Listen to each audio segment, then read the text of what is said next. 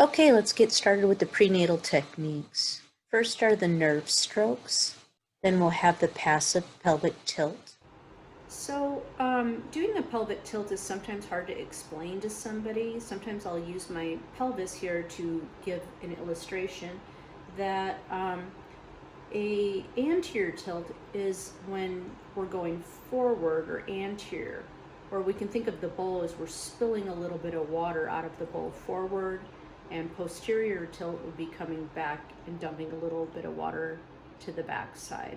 So if we're looking at the pelvis can go all different directions when we're talking about a pelvic clock. Our 12 o'clock would be coming forward or tipping water out of the front of the bowl, and our 6 o'clock would be coming back to 6 o'clock or posterior tilt, and our 3 and 9 would be moving side to side. We're trying to touch these processes, the ischial tuberosities, into the chair or ball, side to side, without moving your whole spine, just your pelvis. So go ahead and do your pelvic tilt. I'm going to follow, and then when he stops, I stop, and you can relax. Then you hold it for 40 seconds. And after that, you can do little amplitudes going from that end point further. And when you let go. So this table is set up right now for like normal. When I walk up to the table, my knuckles hit it. That's pretty good for if I'm going to be leaning in and doing prone massage. But for side lying, this is going to be a little bit low, but I'll make do. What we do when, say, I'm going from her head down prone, I might like look at the spine this direction. I'm looking at what I'm doing, standing at the head of the table. But when they're in side lying, a lot of times people might like do that. So we don't want to like turn our whole body to see what we're doing. We're generally going to be doing like the upper half from the spine superior on one side, and then when we turn them over, do the other half. Well, there'll be some overlap. But when we come in and we want to apply, we want to work off of our back leg and step into it with our front leg. So like if I were going to say punch somebody or like pivot my hips, it's all going to be coming from my hips. So if I want to apply deep tissue into the body, I might get in here. My arm's not really doing anything, but the depth would be coming from my hips. Does that make sense? If I want it deeper, I can use my hip bone to push into my elbow to push in deeper.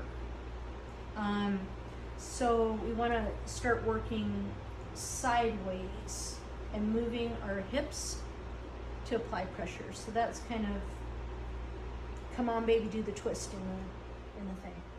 So body mechanics. So if I'm moving, I'm going to be like shuffling down this way, and I can also come this way, but the pressure is going to be coming from the hip, not the shoulder. Otherwise you're going to be all neck and shoulder pain yourself, and you're going to need one.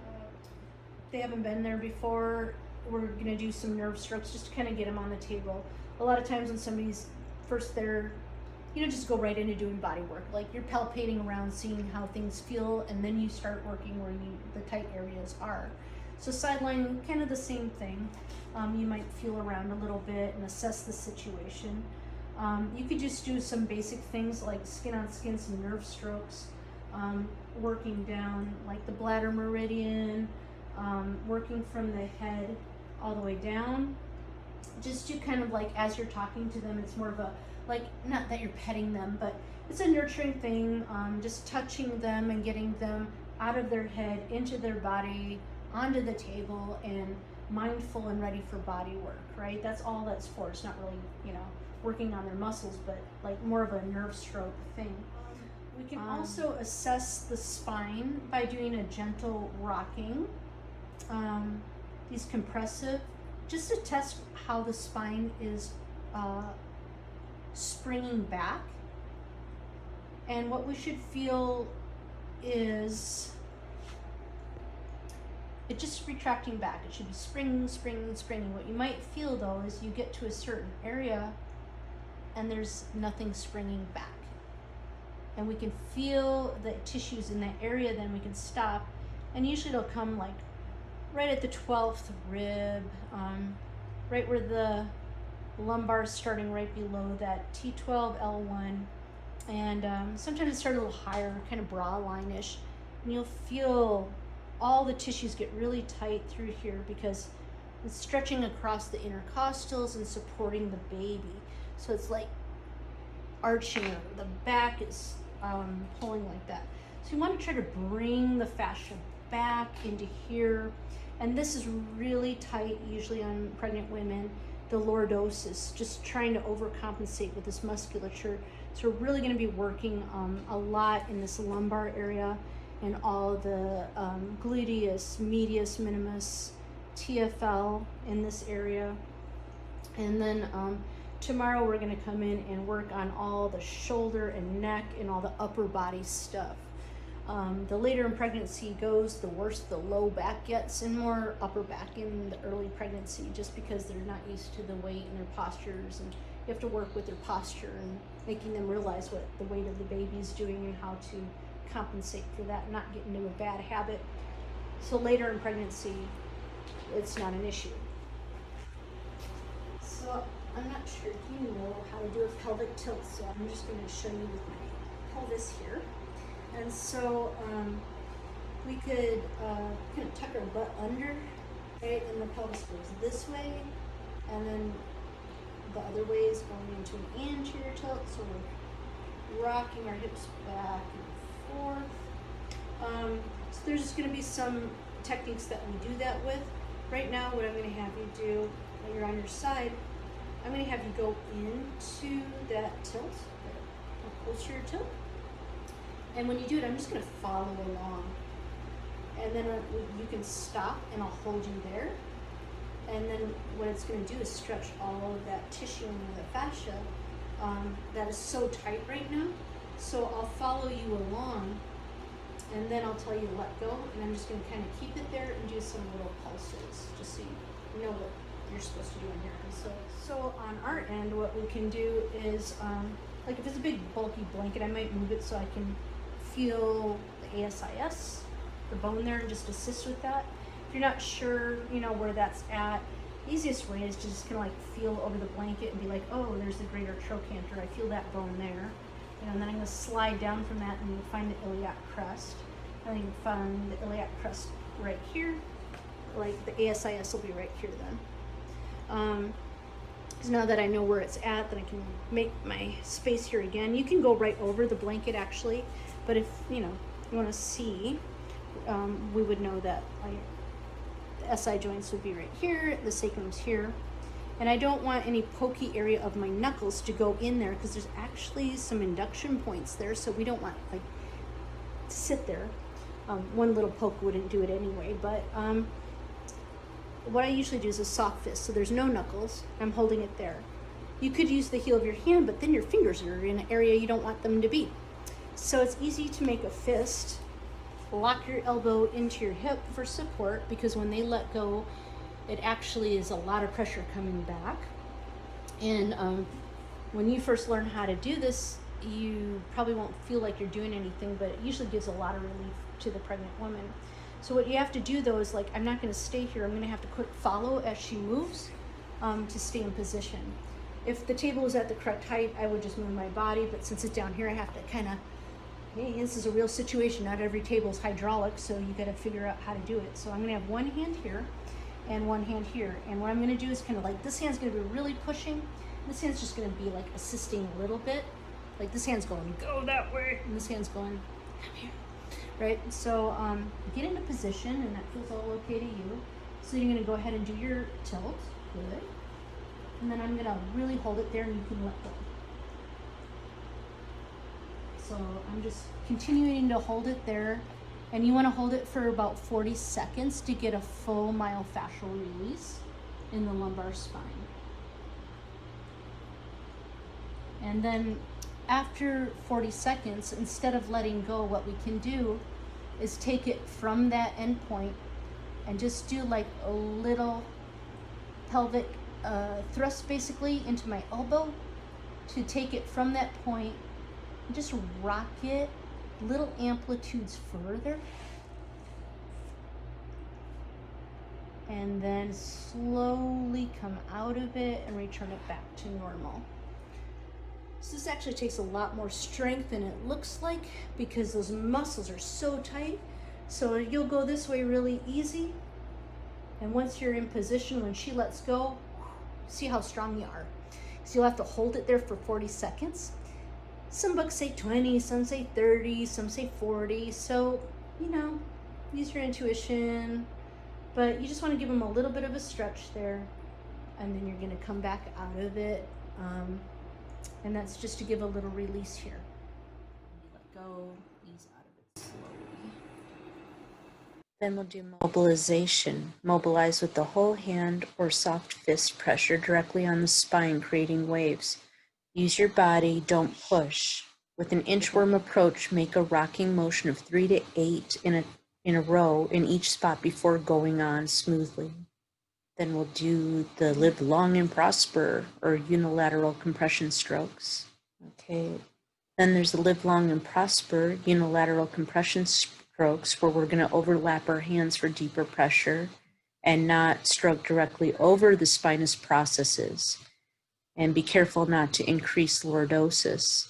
The intention here is to relax and reduce pain from the spinal ligaments and paravertebral musculature, especially for more of the intrinsic intertransverse, interspinalis, semispinalis, multifidi, and rotatory to locate and extinguish trigger points in these muscles and to mobilize the spinal and rib joints. Then we're going to get groovy with it and working in here. Let's take collectively a look at all the beginning strokes. Right. So you want to be in sort of an athletic stance again. You don't want to turn your whole body.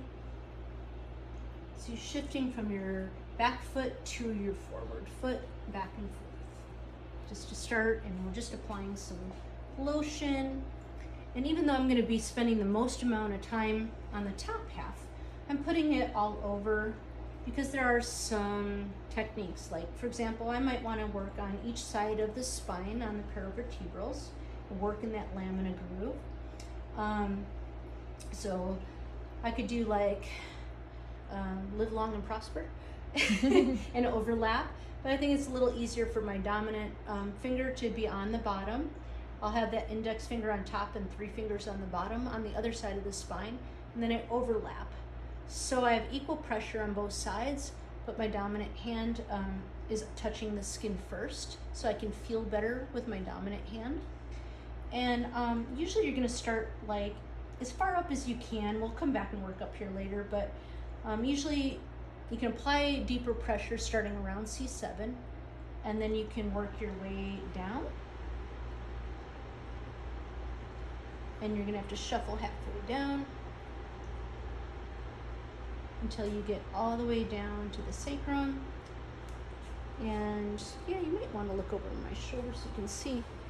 But the SI joints are like right here and here. You'll see. Maybe I should turn the light on, huh? Okay. So as I work 2 hands, I can work through here. So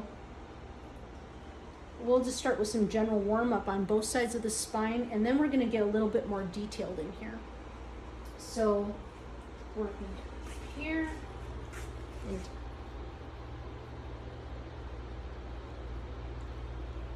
we can do a little sacral frictioning with our knuckles, just all over the top part of the sacrum too. And this actually works with the skin dermatomes, and it feels kind of like a soothing itch or whatever, like you're scratching an itch. But when you stop, if you've done this for a while, as soon as you stop, you kind of feel like the heat go boom all the way through your hips and relax the hips. So it's a nice, another warm up kind of thing. And then I switched to just kind of picking a quadrant and picking a side. So we're working on the top half, and we're probably gonna start where it hurts. So if they hurt here, we start here. If they hurt here, we're gonna start there. I'm just gonna start for the sake of working in a teachable fashion, working with the more advanced things in the lower one. Some other basic Swedish stuff, like you already know how to do Swedish massage, so it's really just a different positioning. If my table's low and I can't keep adjusting it back up because I don't have time to move the little pins and move the table up and down, the roller stool is going to save the day. So for warming up, it's just easier to sit down, and then I can work in here. So when they're in the sideline, sometimes the skin, depending on the weight, because like she doesn't have it here, and you can see the muscles real clearly, but sometimes you get somebody who's overweight, you might actually have like, it looks like the skin's hanging over the spine in a sideline position. So if you want to get in the lamina groove, you actually kind of have to find it by lifting up the tissue and working your thumbs into that groove, and then you can work through. So you're going to feel with your thumbs and pick up and work through there. So at this point we can do a little bit of assessment, what's going on, and tap in with the pressure, finding out like already, is this tender already, or do you know already with just this beginning touch, like you're going to want more pressure into some of these areas, and making sure that she's, in a sideline you can see their face. When they're prone, you can't see their face. So a lot of times, like when you're standing, you can see their face. So even if their eyes are shut, you can see their brows furrow or their teeth clench and those kinds of things, and you can read their body language. Or maybe sometimes in the low back, they get really tight. It can be ticklish. So if you come through without warming up the tissues and you hit some of this, the whole body kind of, or it tickles. So that means that you need to warm it up a little bit. So a lot of women are hot, but if you have the air conditioning going so they're comfortable, then you can even take some hot stones to help warm up the tissue. It's safe to do in pregnancy as long as you can hold the stone in your hand and you're not burning your hand, and you're probably okay on their skin too. So you got to watch the temperature of the stone. But most pregnant women, it's just like instant relief. It actually will help during labor too. You can take some hot stones and just roll them around the hips to help loosen them up.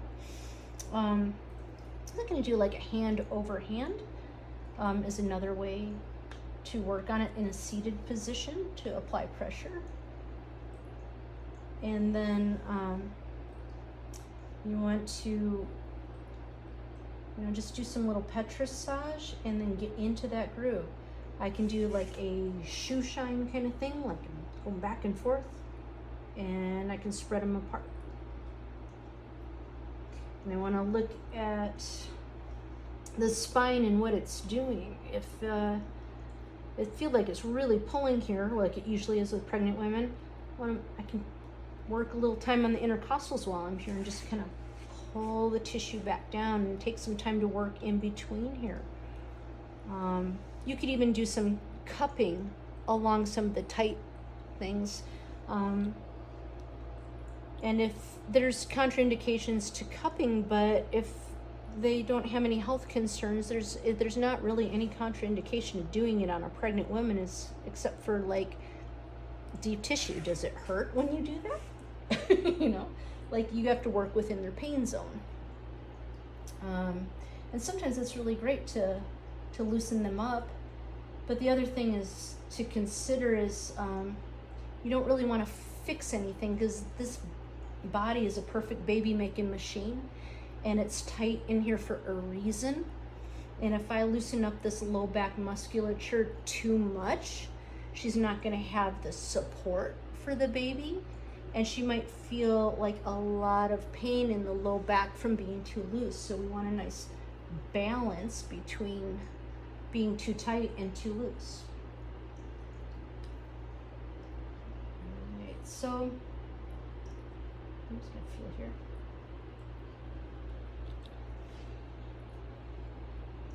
When you go through that groove, you do find sometimes those facet joints that are stuck, and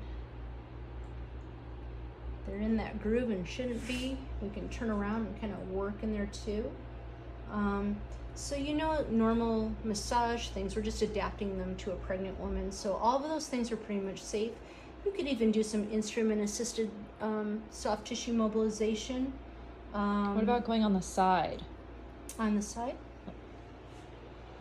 Like along the sides? Mm-hmm. So when they're pregnant, is that?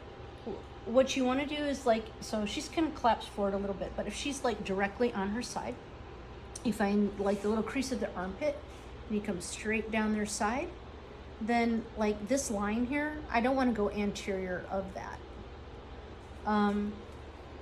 So Can you? because the uterus is here, now we could do soft things, but we don't have a breast drape, and I don't know if her breasts are here or if they're hanging down to here. So I can't like go anterior of that to work on the baby and the side lying unless I've already draped the breasts, which I haven't shown yet. But once the breasts are draped, then I could work on the baby in a side lying position. That's fine, working anterior. And we can work on the shoulder like subscapularis and all the rotator cuff muscles from the front as well. We can work on the rib cage, and we just want to make sure that when we're sidelined that our fingers aren't crossing that and getting into the side of her breasts, right? That would get into the uterus, into the baby, and put pressure on there. So if we just follow this line and we stay posterior of that side line, we can come up on the side and work through there like the lats. We can work on the lats. We can do that. Sure, we can work teres minor, the lats, all of this as it comes down, but that's not going anterior of that side line. Just don't go past that. Yeah, so for sure, yeah, we can do that. And there's a lot of torso stuff that we'll be doing coming up, so we'll cover that, how we do that, and different options and stretches and all that kind of stuff. So just gonna like. Then we're going to do the rib lift, where we place our hands under or right on the rib cage, and as the client takes the breath, we follow the rib cage superior, hold it in place as the client exhales, and then return it to normal. Here's a video. Okay, with the rib lift, we're just going to find the bottom of the rib cage and just simply place our hands on there very lightly, just enough to hold the skin. And we're going to instruct our client to take a deep inhale, and as the rib cage it goes up, we're just going to hold it there. When she exhales, we're going to try to keep it there and just do some little pulses to stretch the fascia, and then come down out of it easy. Once again, big inhale, follow up, and as she exhales, I'm just going to allow the fascia to stretch. And at the end of it, just do little pulses, and then come out of it easy. Here's some common trigger point areas that you can work on. In the longissimus thoracis, in the T8 through 10, in that area, we have the iliocostalis lumborum, L1, in the multifidus at S1, and anywhere along the quadratus lumborum. Speaking of which, here's an anatomy review. We're going to be working on the quadratus lumborum with several advanced techniques. You can see here on the anatomy chart how it looks like this long band, but sometimes there's only an inch between the rib cage and the iliac crest. Our intention with these moves are to relax chronic tension in the quadratus lumborum and the lumbodorsal fascia and to reduce lumbar pain. We're going to try to create a little bit more space between the pelvis and the rib cage and re-educate movement and connect the torso and leg movement to locate and extinguish trigger points as well. First, we're going to warm up with some of this connective tissue, and by compressing through the skin in the superficial fascia and into the fat layer of the muscle, dragging and pulling back to the initial position, creating a trapezoid-like geometrical shaped pattern, and continuing until an itching sensation or a hyperemia occurs. You can do a little cross fiber friction, thumb over thumb in the same areas.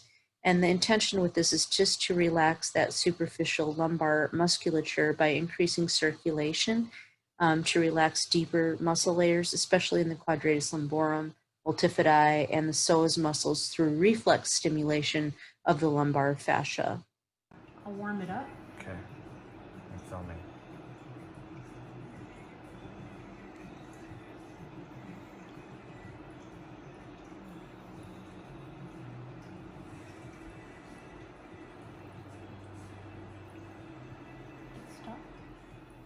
We have some variations of the quadratus lumborum, and we're going to go over those. Just make sure that you stay posterior and not into the uterus when you go through here.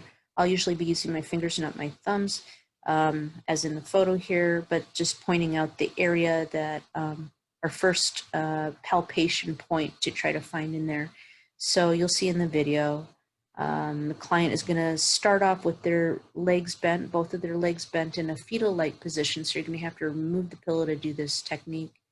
And we're going to use these pressure points while our client does pelvic tilts. So when I go forward, you go forward? I'll guide you through it. Okay. So I'm finding the paravertebrals and the quadratus lumborums underneath. We're going to go right in the middle of it to start. And I'm going to have him do the pelvic tilt forward or posterior tilt as I go forward. And when he comes back, I come back. And forward. And back. And forward. And back. And back. We're going to do another variation. Pressure can go right on the attachment of the iliac crest, just below it, and then we can do it anywhere along the muscle up to the 12th rib. Again, maintain horizontal alignment with the client so that they do not roll forward onto their belly or their baby. And if the client experiences any pain or numbness or tingling down their posterior leg or in their trochanteric bursa, reposition or reduce pressure.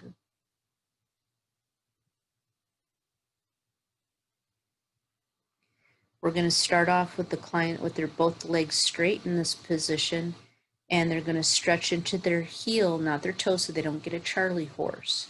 Let's take a look. I'm going to start up at the top of the iliac crest, and I'm going to drag it down towards his 12th rib where it inserts. As I'm kind of going along the paravertebrals superior, he's going to extend his leg down, stretching into the heel. And giving a stretch and relax. So again, we start up on the iliac crest and extend down, stretch into the heel. So drag the opposite direction. And relax. One more time. And relax. Okay. So when I'm gonna work on the QL, just kind of like anatomy review, bony landmarks really help. So if I come down and I kind of feel the 12th rib and I come around through, we know that it's like these first four vertebrae, it kind of like starts here and then it goes down into the iliac crest. So if I follow the spine down and all of a sudden like I can find the SI joint. If you can't, like some people have the dimples and they're just mark them real easy. Other people don't have them. So just kind of get it like there. But if I couldn't find it, I would come down, come over and try to find the iliac crest.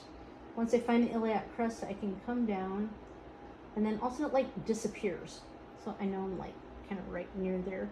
Some people it's just like, man, there's a big cavity there and it's really easy to feel, and other people it's like, oh, it takes a little time and then finally you find it and it's like, oh, okay, there's the SI joint.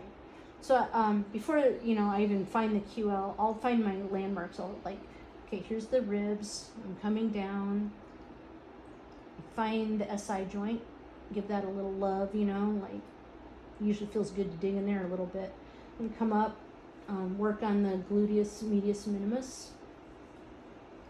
I don't want to show too much.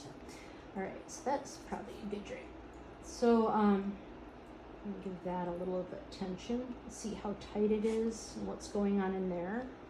It's used to being open the bigger they get, and then it usually feels better to be pushed this way.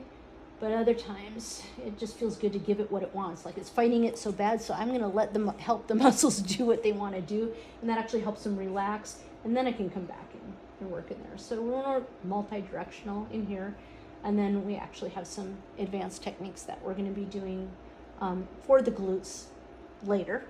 But let's come back to the QL. So as I come around the iliac crest, and I follow that sideline we were just talking about, where this goes this way and the line, the imaginary line's here, it's right under the lip of that where the attachment is of the QL. And you can't usually feel it in a prone position, but in sideline you can usually feel like the little attachment right there. Digging in on that is very uncomfortable. So if you don't feel it right away, don't like force it on her, because like she's pregnant, so we want to stay in a zone where there's not causing pain. So from that, we know it's going to kind of swoop down and come up back up to that angle here. So this is where we are, and over the top we're going to have all the erector spinae muscles that prevent us from touching it directly. But that's when the pelvic tilts come in. So first we're going to warm up the tissue, and you can do it until a little hyperemia comes. Just doing this whole area however you want to warm it up. Making sure that it's pleasurable for her and not painful. So you gotta yell at me if it hurts. Boss me around. Alright. So then what I'm gonna do is have her participate if she feels like it. So if she's like really hurting in her hip on this side or the other side, maybe I don't do it on both sides. It's not like you have to pull out all the advanced techniques and work on every advanced technique on every massage on every person. It's just like you're doing your normal massage, and then, oh, this side hurts, so we're gonna pull out our little tool and work on it. And what I'm gonna do is, once I know where that area is, and pretty much it's like between the ribs and the hips, so in these anatomy charts, it looks like this. It's this huge band, but in reality, you might have one finger between the end of the ribs and the top of the hips. So we're gonna find that area and come down and find the lateral edge of the paravertebrals, and then we're just gonna come up and right in the middle of it. So I'm right on top of it. And then what I'm gonna do is, when she did that passive pelvic tilt and I kind of held her in there, she's gonna do that same motion. So I'm gonna have you slowly kind of go forward with your hips, and as she goes forward, I go forward. And then come back, and as she comes back, I come back. And forward. We kind of go in the same pace, and back. And forward. So I use my voice to cue her, and back. So if I go forward, she might just go forward, and go back, and go back. Right. So, so it's just kind of reading her. So forward and back. And we'll just keep going forward and back until I tell you. And then pretty soon I don't have to like keep saying it. She'll just do it on her own. And then, there's no set amount of times, but I just like to cover like this little triangle, right? So when I stop, then she'll stop. And that's the first technique. I call it like the push-pull, because I'm starting right in the center here, and I go forward when she goes forward, and I go back when she goes back. And that just kind of works that QL, one layer above the other, working with that entire chain, and gives a big release in there. How did it feel to you? It was pretty good. Okay, let's see. There's another one that I'll like doing with the QL when it feels like it's really tight. And it's not this way that needs to be worked. It needs to be lengthened. For that one, I'm going to take the pillows out and have her just lay one leg on top of another. And so, did we just start over? Or no? Okay. So she said that she was getting Charlie horses. So this is the one where I'm going to have you stretch and make your leg longer. So when I take the pillows out, I'll just have you lay your legs one on top of another. And then when I tell you, I'm going to have you make your top leg longer than your bottom leg. So you're just going to like stretch. And you're going to stretch in your heel though. Don't stretch into your toe, otherwise make it like a Charlie horse. You point your toe to stretch. So we're going to dig in your heel like you're going to touch your heel to the wall. And I'm going to take these pillows out. So just kind of like lift your leg and then set it down on your other leg.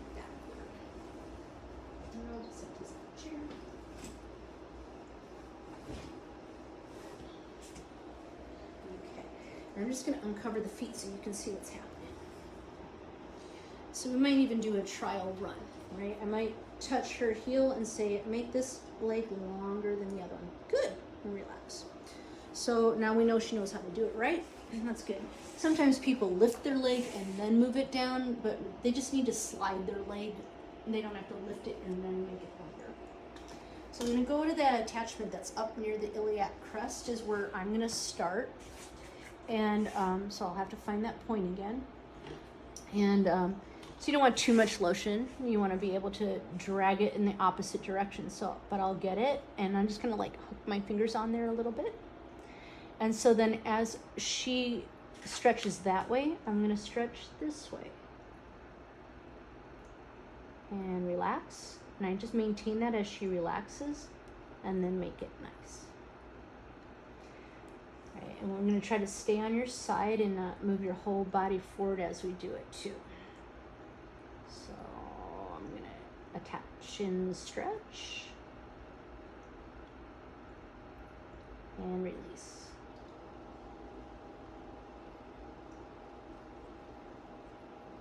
And just make it nice. So I might do that 2 or 3 times, and it's just, yep, I've got the top layer, she's got the bottom, and it's stretching that way. And that just helps to lengthen this area. You know, again, you could do like some cupping down as she stretches, all those kinds of things. But, or I could just put cups on here and have her do pelvic tilts, right?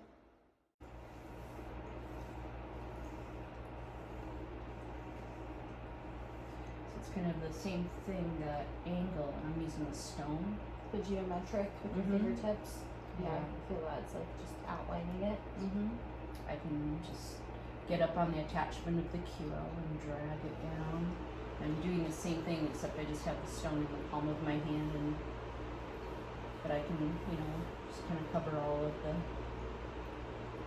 SI joint, the top of the sacrum. It's like the sacrum cushioning for nothing. Just kind of warming up the whole area before I touch it. Also, you know, everywhere feels good, but especially if the air conditioning is really cold, right? So, I love it cold. yeah.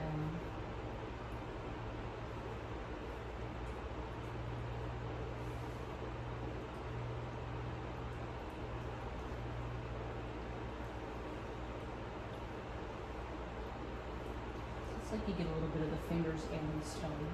Yeah, So that's just a nice I way. use a lot of stone. I'd say it's contraindicated. That really isn't, is cupping, you know, and so if she's pregnant, you just don't want to use like a lot of suction. And it doesn't really matter the amount, the kind of cup, like you can use polycarbonate or whatever, but I'll just say the difference in sizes here. You know, like this one would be a lot of suction in this little, but you don't have to fill this up. And it covers a bigger area, might feel more smooth with just a little suction. This just depends like how hypertonic is the skin and will it stay on. Yeah. Because sometimes when the skin is really hard, it's hard to keep a cup on. So I'll just like, this cup almost takes up your entire low back, so maybe I use a little bit smaller of a size. I've never had a cup. You've never had cupping done? No. What? Oh my goodness, okay. I've had well, acupuncture. Alright, I so love acupuncture. I'm just gonna put it on like here. Okay. It's an easy place to put it on. So that's how it feels to put it on, Yeah, that's fun. right? So, but instead of pushing and compressing, you're lifting. See how it can like move your skin around, Yeah. right? And it popped off there. So if I put it on a little harder, you can feel how all the fascial connection. You can feel it like everywhere it's connected, Yeah. right? So I'd start off a little less suction like the first time, and then you hold the skin tight, and you can just move it around over top of these structures, like pulling some skin out of that dimple, like your SI joint, you know, you're mobilizing all the fascia. And if you use more suction, it feels like deep tissue. Mm-hmm. So I start off light and see how it goes. So in the low back, when there's a hyperlordosis, I might kind of drag it this direction to give it a break. Or up.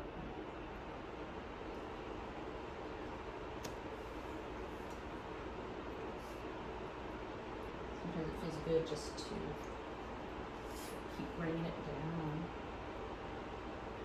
So just bring blood flow to the area. It depends what you do. So if I just leave it on, I could just put some cups on here. There's another one. I could just like put all the cups in your lumbar area, and then I could do some like stretching while they're on there, and just leave them there for 3 minutes or so, and then take them off. And this is just going to be for like pain relief. So maybe you worked it gently and you just want to leave some cups on here while you go work on the rest of the hip or a shoulder, and then come back and take them off. That would be one way to do it. If it's like not for circulation, you're getting it in each case, but working differently. So as I slide it, it's not only getting the blood to the area, but when I move it up and pull it away and stretch those tissues, it's taking one layer off of the other layer and breaking up any adhesions that are underneath. Yeah, because everything gets stuck together. Right. So if I'm coming in and I'm compressing, trying to work that deeper layer, I'm using the top layer to push on the lower layers. There might be 4 layers of fibrosis in there, right? But I can do also the same thing by lifting, and I'm lifting that top layer off of the lower layer. You can feel that, like how it's taking the top layer and the bottom layer staying still. Yeah. And you'll actually feel like areas that are crunchy. I feel little, almost like tingles, tingle sensation, almost like a light sensation of your foot falling asleep, or that tingly. Yeah, so that's, Nice. you're getting blood in the capillaries. It's like if you ever took a cup and put it on your mouth, your lips get all tingly. Yeah, yeah. It's like the hickey sensation you're getting. Yeah. The suction it's is true. causing that. Yes. But if I left it on there, that would happen. It would fill with blood and it would leave a mark. It's called petechia. Yeah, that's what you see. And sometimes that's done on purpose. It looks like you're damaging the skin, but it's really not. It's it's causing an irritation. It's causing a little inflammation, but that has a chemical reaction. So then your body sends fibroblasts to repair the tissue. Yeah. Inflammation's part of the natural healing process, so it'll trigger it. And it lays down the fascia correctly. So sometimes it doesn't heal correctly when there's an injury. Yeah. And so that just reinitiates that healing and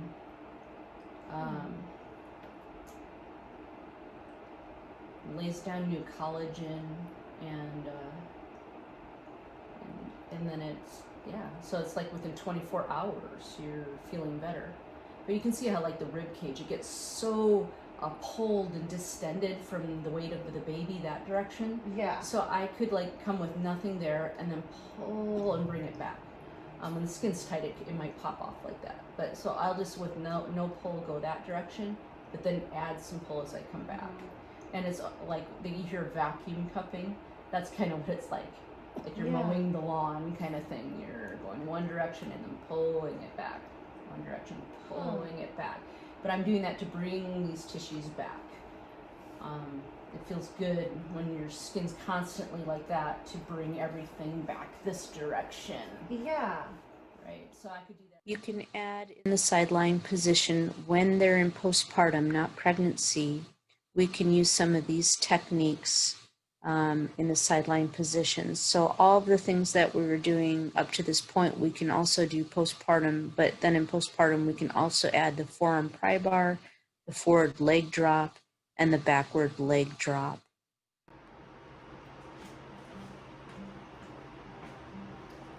This technique's called the forearm pry bar, and which direction you go depends on whether the client has very tight lumbar musculature here and a lordosis, or if it's more kyphotic and really tight in the front in the pelvic flexors, bringing the pelvis into a posterior tilt.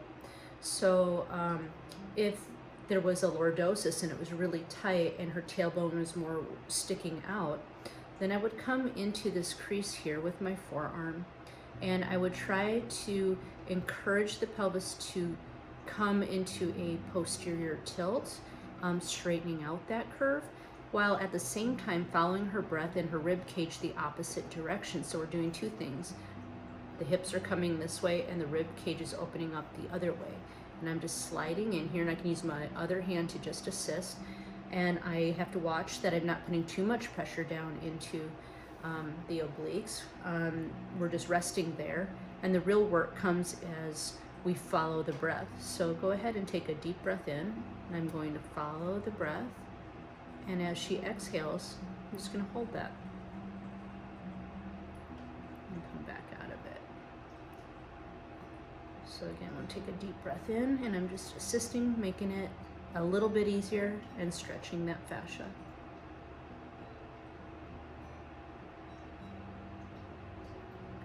Versus if it was the other way, I'd use my other arm, same area.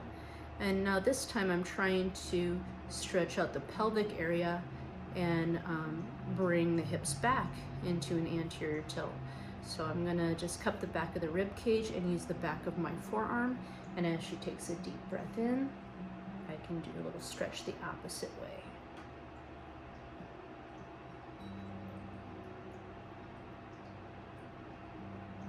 Breath is completely done, I can come out of it easy. We can also add the pelvic tilts into it. So if I want her to assist in moving her hips back and breathe at the same time, you can go ahead and tilt back, down. And as she exhales, I can come back out of it with her.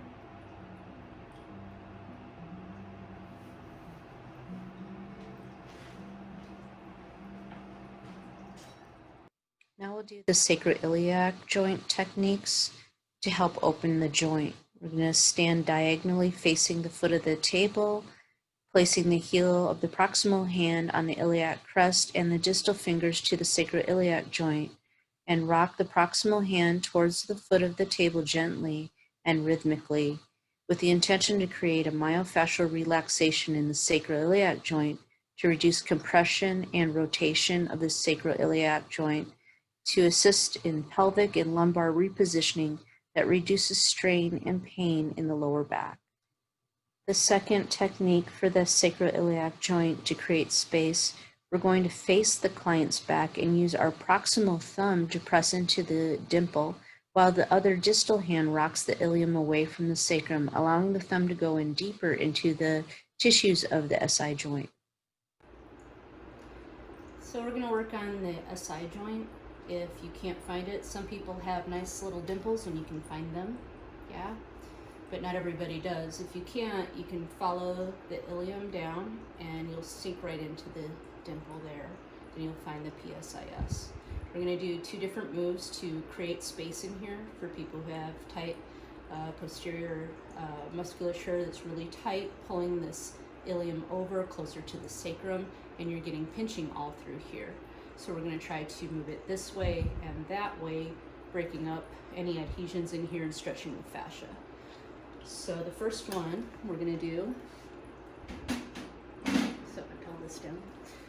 You're going to put one hand right into that dimple or the PSIS, and the other hand's going to push the iliac crest and towards the wall. Some people are really tender in here. If so, you can grab some of the material as padding, or you could use your arm. if you go this way, the rib cage is going to make you come down, so you have to come in so you're not pushing it down, but straight lateral towards the wall. Alright, so I'm going to give a push down this direction and then massage right there in that dimple. Versus the other direction, I would take this hand, put the thumb in the dimple, excuse me, I'm coming from this direction. And I'm just going to give this ilium a little push forward, stretching that area, and then I can work in that area.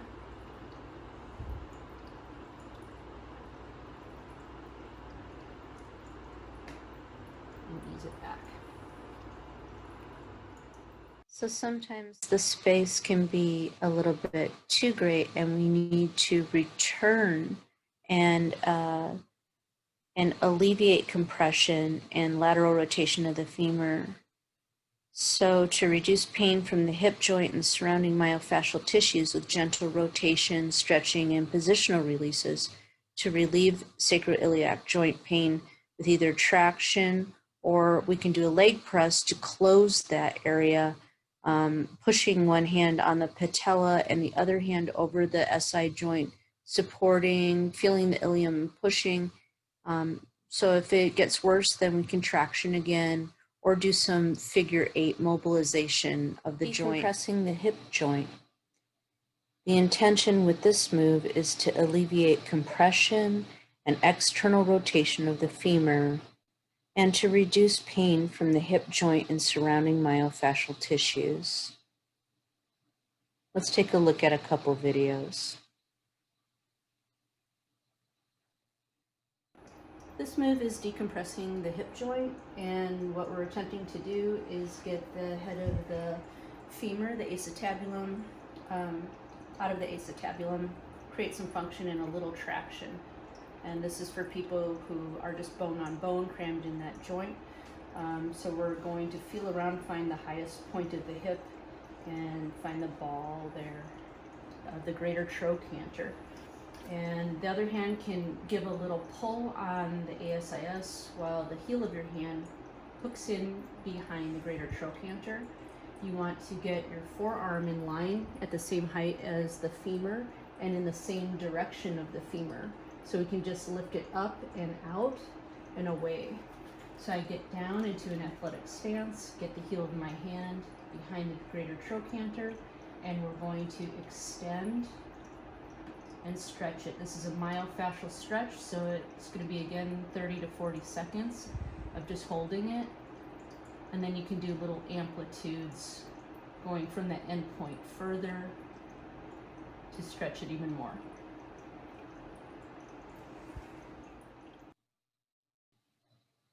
This one will show the sacroiliac joint and decompression. Here I'm just using like my soft knuckles to do it rather than fingertips. Is that pressure okay? Mm-hmm. So I'm just kind of like getting in her SI joint here because I just like dove right into it as I got onto her.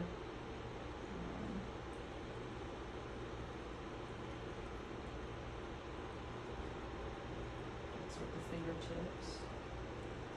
With one hand. With my thumb on this hand. Just whatever feels good. Mm-hmm.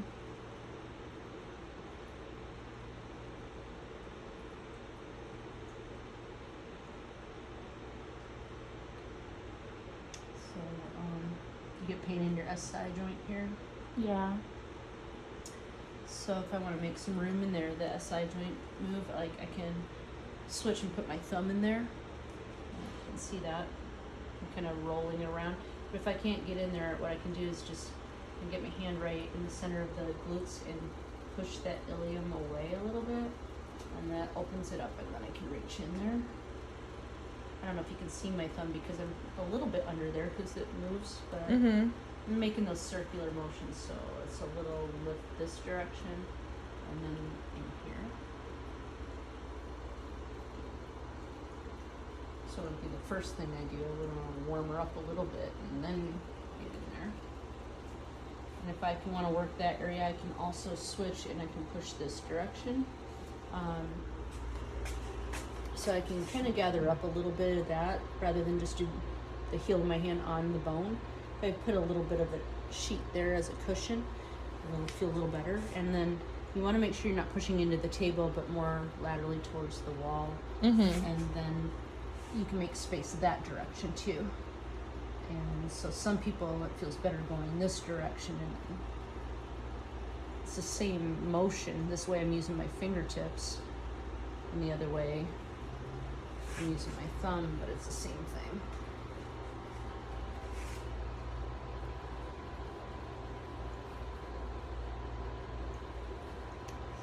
That back out of the way.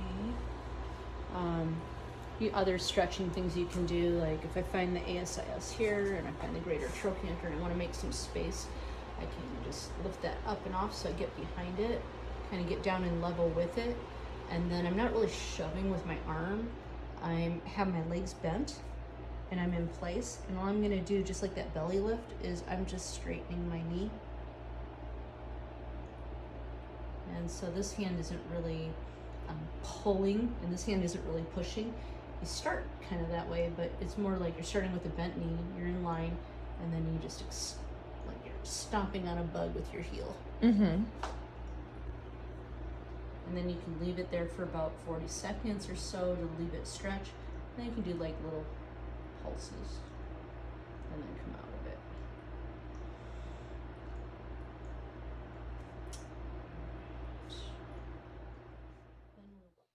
Next, we're gonna warm up the glutes and work on the posterior hip.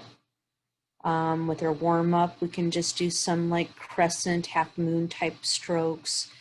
Some of our just basic Swedish strokes, but we want to make sure we warm up the tissue. You can massage a little petrissage with your thumb over thumb, maybe using your palm or a soft fist to get in that tissue. We can do some cross fiber friction to get in deeper and work between the area of the greater trochanter and the ischial tuberosity and going through there. And our intention is just to relax this chronic tension in the gluteals and the femoral rotators, and to reduce pain in the hip and the posterior pelvic joints, to locate trigger points, and to assist in the realignment of the pelvis and the hip joints, and to reduce pain referred from the broad ligaments, and to reduce compression in the sciatic nerve.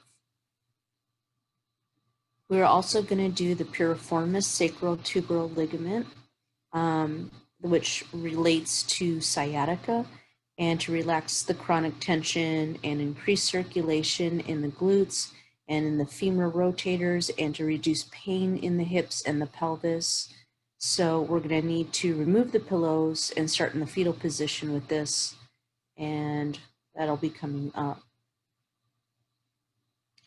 We can work through all these deep six rotators of the glutes. Just threw a little anatomy shot in there. And then here's a video kind of putting all that together. Go. This one is to release some of the deep six rotators or the piriformis. It's a great one for that too. To find that, you want to find the greater trochanter and the sacrum. And you know that the line that goes between, you're either going to have that ligament or above that, the piriformis. You can do this technique. It's more of an active release technique for the gluteus medius minimus and any of those lines. If this is like a hub and you have spokes, you can go on any of those spokes.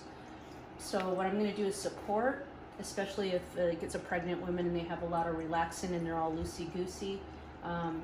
This you want to support so you don't push them forward. And you can use a soft fist, the heel of your hand, or if you're good with your elbow and not being too pointy, you can find it, engage right in onto that spot slowly,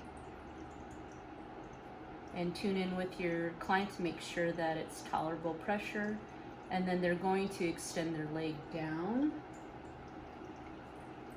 You want to uncover their feet so that they don't get caught up in the sheets, and drag the knee back up.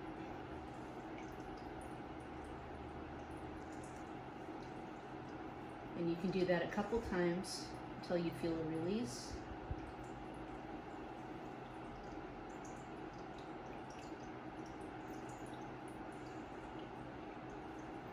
Relax. Make it nice.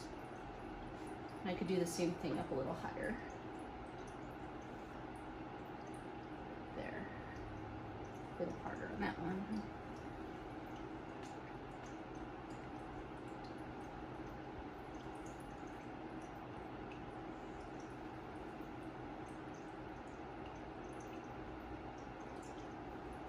And relax. And when you're done, you want to make sure that you massage it or even rake it a little bit to not leave it feel like you're still have an elbow stuck in them and a bruised feeling, and engage the muscle spindle again. This is another active dynamic deep tissue move with the gluteus medius and the TFL. So one of the things that I like to do is kind of grab like you're grabbing onto a sandwich, get the TFL and the gluteus medius at the same time, and then I can have her move her leg down and back up while I hold it under pressure.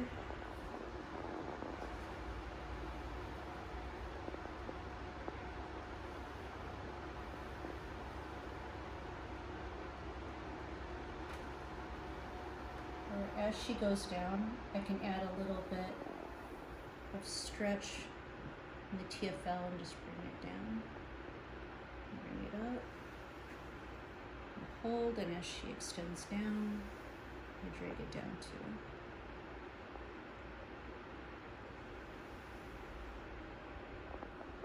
Another thing that we can do, actually I'll have you extend your leg down, is I can start right up at the top of the iliac crest, just under that lip, and have her extend her leg up, abduct her leg up, and as she returns it down, I follow her down until I hit the greater trochanter.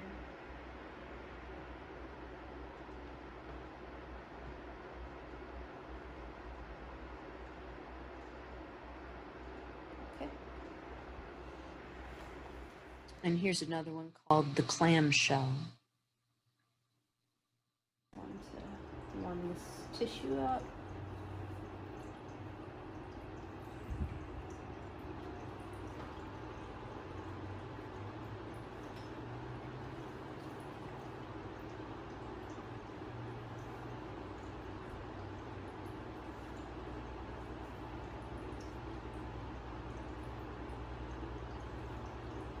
So once this is all warmed up, we're going to do another active release. So we're going to find the head of the greater trochanter, and that's where you start. Again, it's like the hub, and then spokes coming down this way, except this time the weight of his leg is going to make the muscle release. So I'm just going to get in position with no pressure, and then he's going to open his knees apart, and so you can lift your right leg up. Then I sink down in, and as he lowers his leg down, it naturally makes me drag away towards the sacrum. All right. And lift, no pressure, engage, and as he returns back down slowly, I drag down slowly. We want to make sure to work the hamstrings, the hamstring attachments, the IT band. Really good to get into those areas in the side lying position. We can also work on the quads, and I have some videos coming up in here. This picture is just a still photo showing how you find the greater trochanter, and then using that as your first bony landmark. Locate your TFL, glutes, and your hamstrings. Here's the video. Oh, that's just a still shot. Sorry. Here's the video.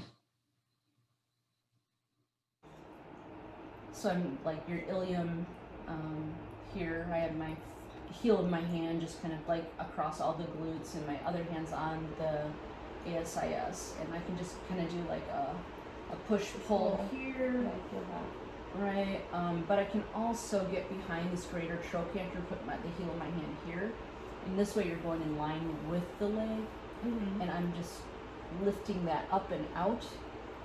So if you picture like here's the socket and then the bone's going in there, I'm just lifting that bone out, right? I'm decompressing the femur from the acetabulum. And so my hand's right behind the greater trochanter and I'm pushing it away. So I find the widest part and I'll feel the bone. Okay. So if you have a really big woman or something like that and you're not really sure where it is, you kind of just have to palpate and all of a sudden you'll feel like, oh, here's the hardest spot, Yeah. highest peak. And then I get in line with the femur, this direction, and then I'm just gonna get behind it and I wanna lift it out. But if I just push, the whole body's gonna go.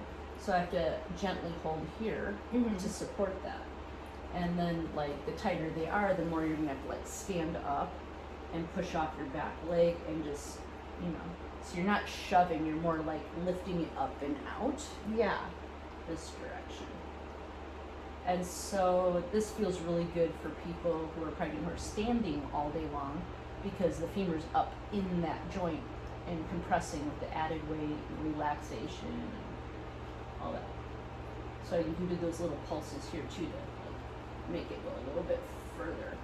So you know, like when they're pregnant, their hips go like this, and so all this tissue's so tight back here as well. So you know, I'm just giving it a little push that way.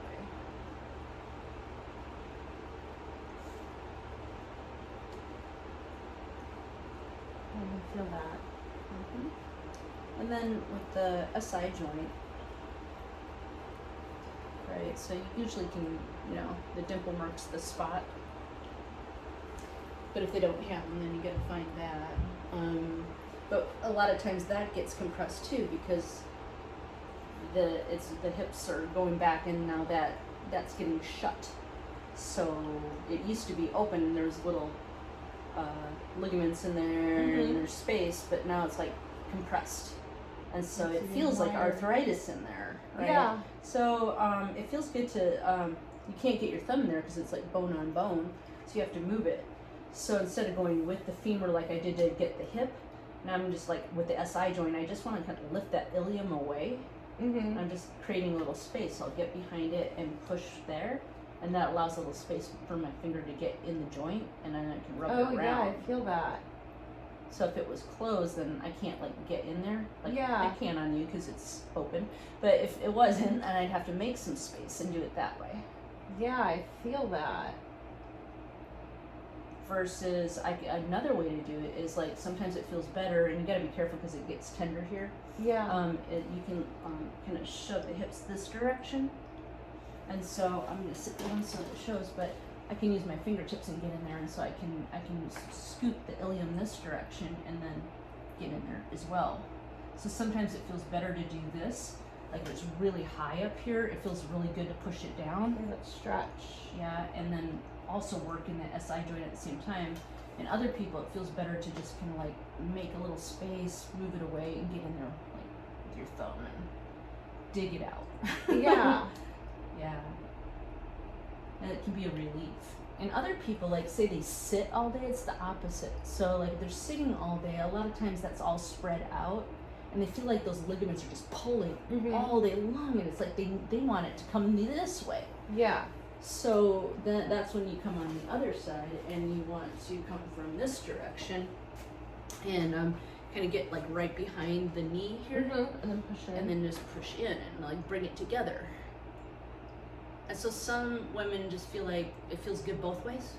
Yeah. Yeah. Just to have both done. I guess if they're pregnant and they're sitting, would they balance that out? But sometimes like Because if their hips are going it's wide. pinched and you go like this, they're gonna be like, ah, you know? So then you kind of almost have to do the opposite Pullman traction. It was just a test. Yeah. Well, but mobilizing it too. Like sometimes it feels like it's all gummed up in there, and so you can remove the pillows because it's kind of hard to get any movement with all these pillows in here. So I just have you kind of guard your leg there so it doesn't go flying when I take the pillows out. And I'll just sit over here on this bench.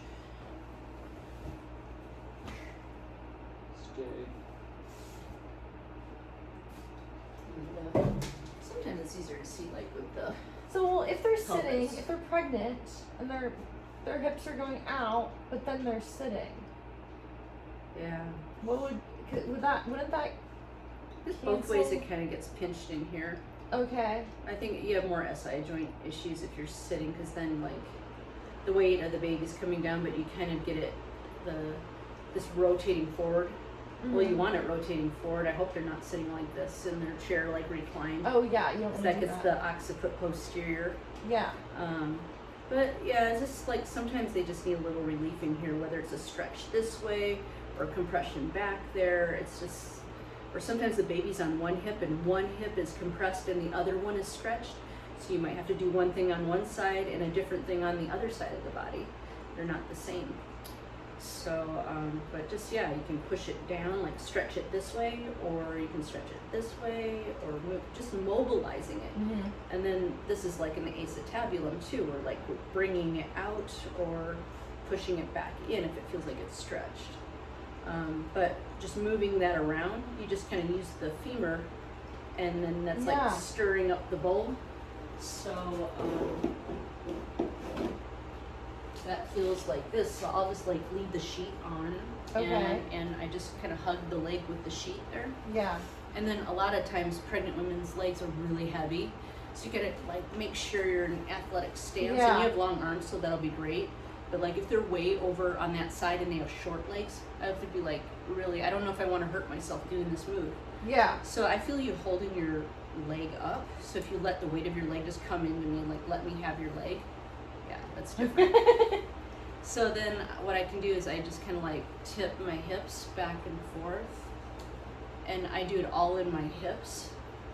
Because if I just do Oh. my arms and I'm trying to like move your leg around in circles like this, that's really hard on my neck and shoulders. Yeah. But if I hold you like against my hips, like your knees touching my belly button, and then I just kind of do a little Zumba back and forth, like rocking the baby. Yeah. You know, when you hold a baby and you naturally just start moving around. Yeah. That's what I'm doing with your leg. I'm just rocking the baby here, and that just mobilizes the head of the femur into that acetabulum and unglues it. And I can do like a little traction, a little pull. I can do a little push and say like, you know, what feels better. Yeah. Those kinds of things. Where these are all like during pregnancy, and you know, I don't want any big sudden moves. Like postpartum, I can like take your leg back and off the table and drop it down and do all those kinds of things. Yeah. But I really don't want to stretch in front anymore. It's already stretched out You don't want to and the back is tight. You don't want to change the structure at all, correct? Yeah, I mean, we do want to give a little break. Like if it's Yeah. spasming and tight and it can't get a break, we want to make the muscles relax. But we don't want to change anything. We don't necessarily want to lengthen. It just depends on the person. Everything's got to be individualized. Okay. So sometimes if their legs really long or whatever, and it feels like it's really tight in here, sometimes it feels good to let the weight of the leg just hang down over the table. But you kind of need to be closer to the edge of the table here, so the inner thigh was, Yeah. you know, but then the whole leg can go there. Or sometimes like just for fetal alignment, sometimes just rocking in a sideline position, like with the lady who had the breech. Like Yeah. sometimes just doing stuff like this, just kind of rocking the pelvis will help the baby get Ones in they're not line. nauseous. Baby will figure it out. Yeah, but usually by the end, They're fine. Yeah. Yeah. there are some women who are kind of nauseous through the whole thing, but most people it's just like in the beginning, Okay. as your hormones are just changing.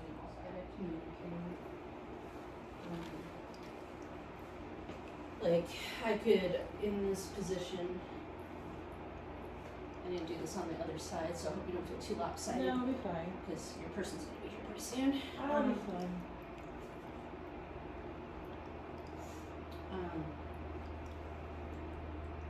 So when we're working on the legs, we have all those things where we're moving up and down and all that, but like you should probably do some body work first, you know, I did like glutes warm up. yesterday.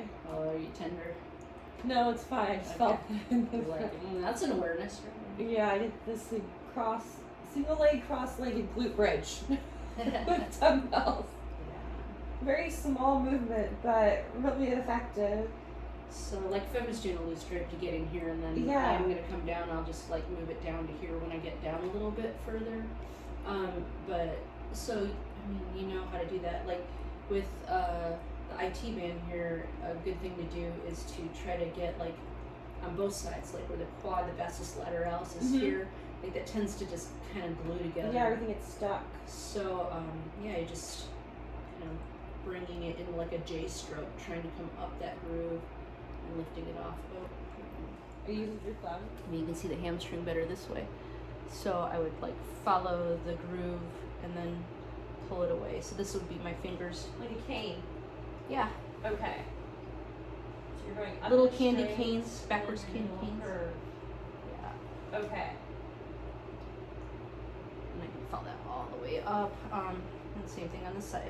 Kinda So I like guess I'm a- using that, but or I could use my finger, or I could use a little cup. Let's see what I have here. Well, I could even use this kind of like, but whatever. So I could use like a little cup here, and say attach it, and I can go forward and over, a little more intense. Oh, it feels good. I like it. The little cups are easy.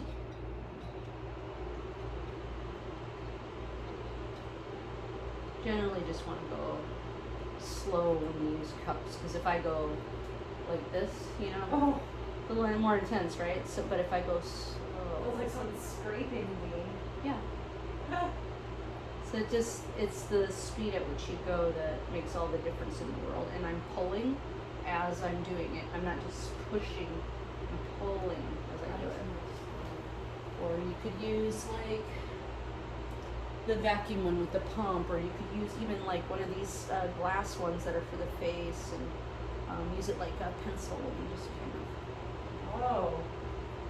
too much. That one's, That's a little more, so I could, it depends on how much suction you put in, so I could do like a half a pump, make it a little nicer, better. yeah, you feel those ones more. Makes you more empathetic when you do it, when you've had it done to you. But then I might do some, say, active release on there as well, so it would be a little bit weird for me on this side. You know, you have your left and your right side, so I might even like just cross over so I can control your leg with that. I could use my thumb, but so it's like a pin and then a stretch. Yeah. Or I can pin here.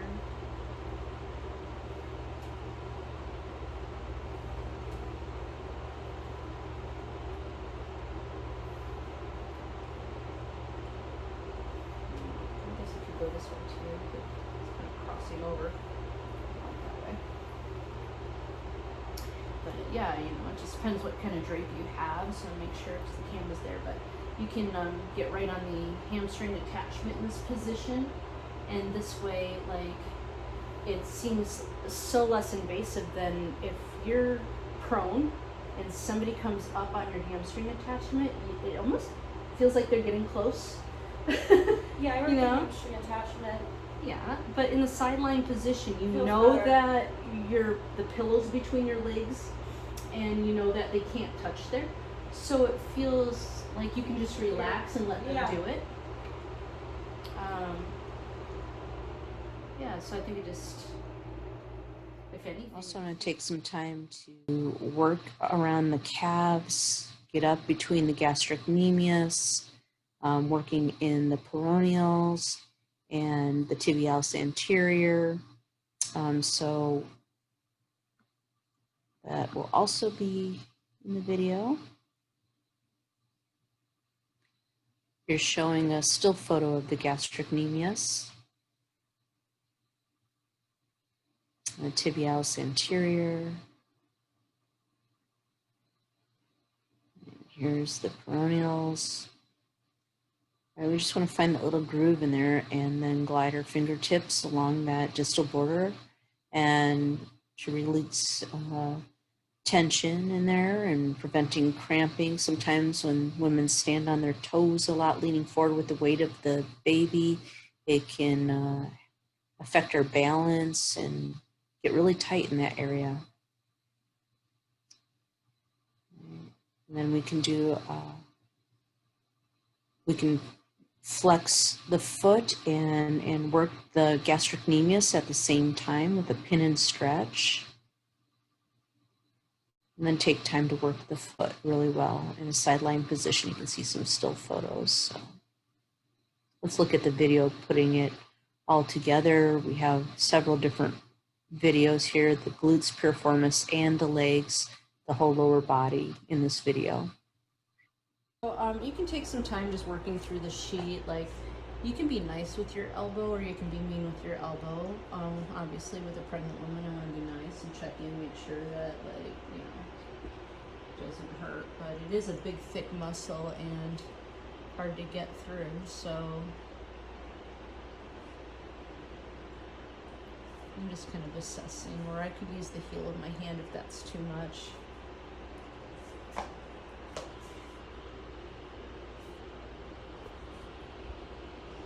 I can just feel like that band here. Sacrotuberal ligament, piriformis.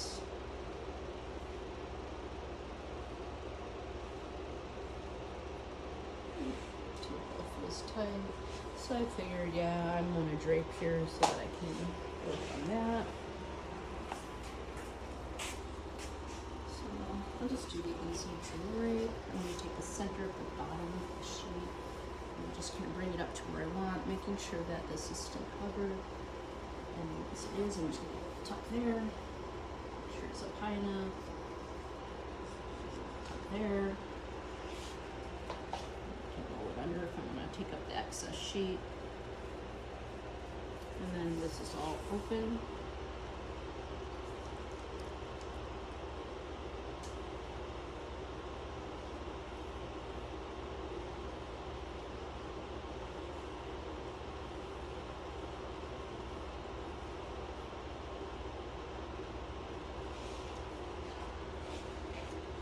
So if the greater trochanter is like just this ball here, I like to go, I don't know if you can tell, you know, like I'm just kind of working away in every direction from that. Mm-hmm. You probably will start off a little bit lighter, and then, like, you know, if we're breathing, we get the relaxation music on, you're going to be going a little bit slower than if I'm doing a tutorial or whatever. Oh, yeah. You know.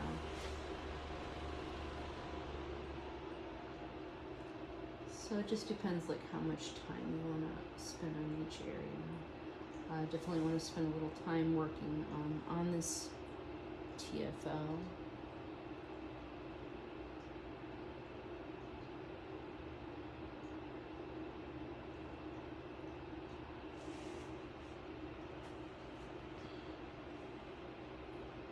And sometimes it feels like the TFL, but it's really like the gluteus medius back here, and it's going underneath and attaching underneath the TFL. So it's a little tender right here, but it's really coming from back there. And we want to spend some time working on the IT band. So if I have it here, sometimes you'll just even see like the line. Oh, yeah. Yeah, so I want to like engage, follow that line, and then just scoop around. So I'm in here doing a little cane to canes.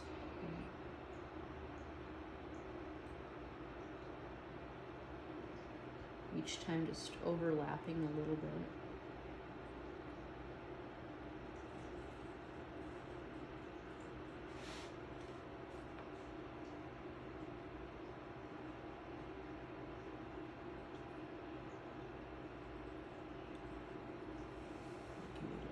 Quad as well. Trying to find where the vastus lateralis attaches, and I'm gonna dig in and swoop it away from the IT band.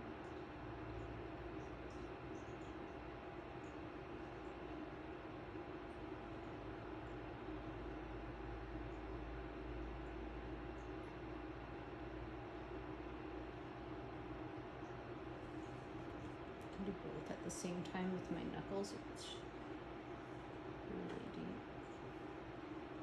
And you can see why my table is low now, because like I don't have a hydraulic table and you got a one size fits all table, some people, like yesterday, had to bend way over, and like today it's almost like too high. So every body you work on is going to be a little bit different as far as your body mechanics. So it's just not everybody can go buy a hydraulic table. It's nice when you work somewhere that has it though.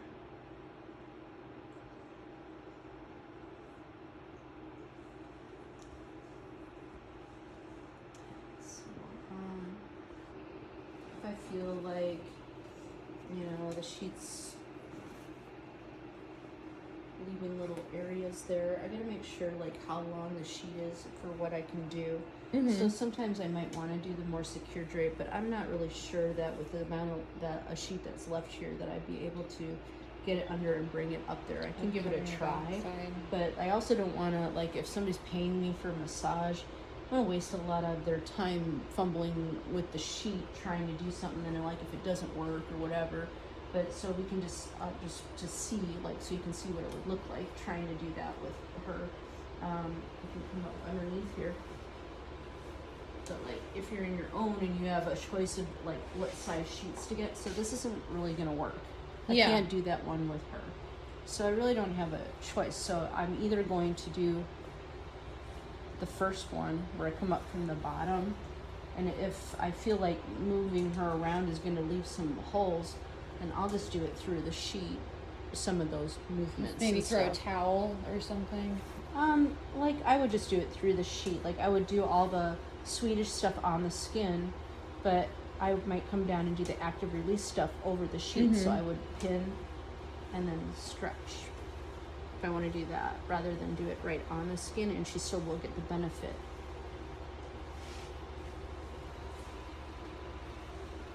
Is that too much? You okay? Yeah. Feels really If you're asking me. yeah. So these are really, really tight hamstrings. So this is like a move for her. Versus like I think like I can still, like you're not gonna have a camera on or whatever. And she's got underwear on too, which makes it a little bit, you know, less worrisome. But that's like where you want to make sure. And yeah, you can grab an extra sheet or whatever. But so if I wanted to, I can add that. So I'm not using a pointy finger, but I'm using the whole edge of my hand here. And dragging it along. Still feel good? Better? House feels better when it's skin on skin.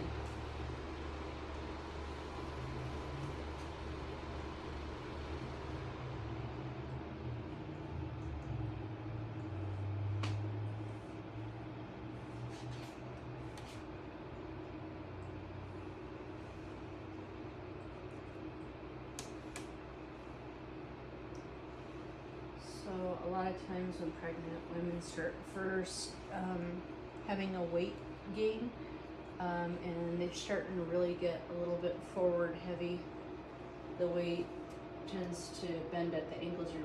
We're talking about postural sway. They start doing this a lot, like catching themselves until they get used to it. And so you'll find that like right in here, the peroneal muscle gets really tender, and then the tibialis as well. So a lot of, times we spend a lot of time working on trying to loosen up the gastroc, but in pregnancy, you have to work the whole area. So it's kind of nice to do in this position. So I don't have to hold the leg up in the air like when they're prone. I can cup it, use my forearm as a lever, and stretch her here. And then I can work the tibialis anterior and come up that bifurcation of the gastrocnemius in the back at the same time, if my hand's wide enough. And maybe I can only do it to a certain point, but I can work the whole thing.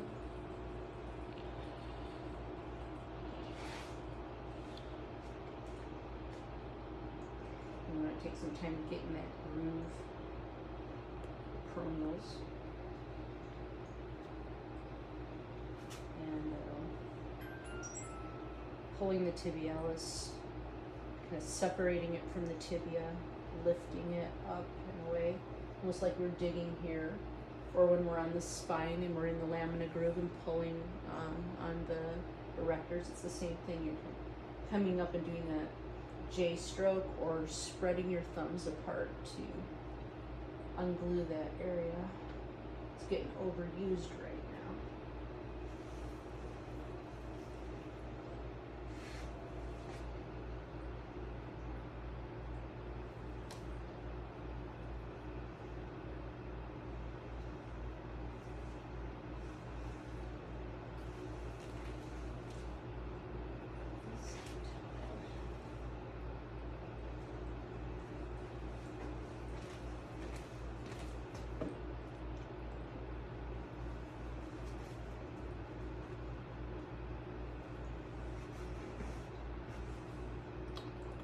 Hand sanitizer.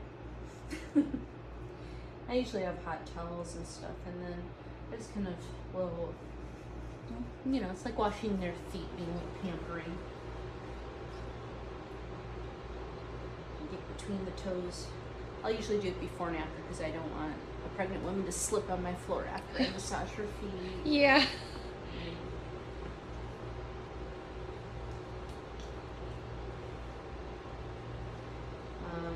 Sometimes as pregnancy goes on, you'll see a lot of edema in the feet, so you have to be careful you don't do any deep tissue if there's edema in the feet, but we can talk about lymphatic drainage later. You want to make sure that both legs are, you know, if they're swollen, that they're equal, not that one leg is really bigger than the other, or there's no red areas or hot, hard, painful areas. Those could all be signs of something more going on. So, but a lot of times their foot they'll lose their arch as they get heavier and heavier. Not a big deal in the first trimester, second trimester, but by the end when they've had a lot of weight gain, they'll start losing their arch. So it feels kind of good to take your knuckles and kind of push to center, so right under the heel, or from the ball and going to the center and kind of bringing the arch back together. And sometimes the bones are sensitive with all the relaxin hormone.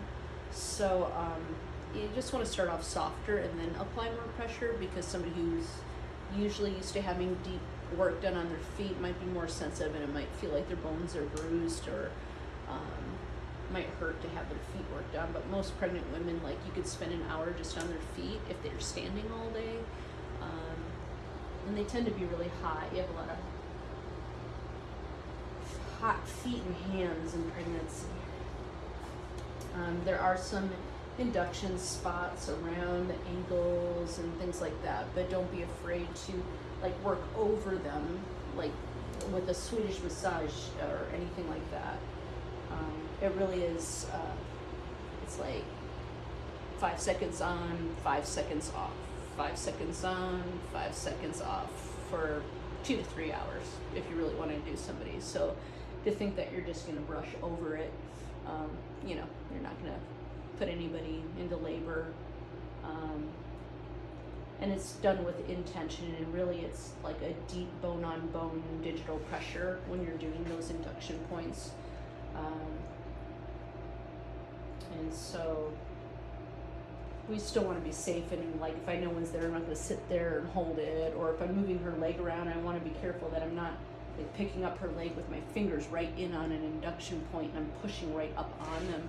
I'm still not going to press on them, but you know, just rubbing over them is like, it's fine, you know, it's actually good. Their ankles still need to be mobilized. They're not getting moved as much as before.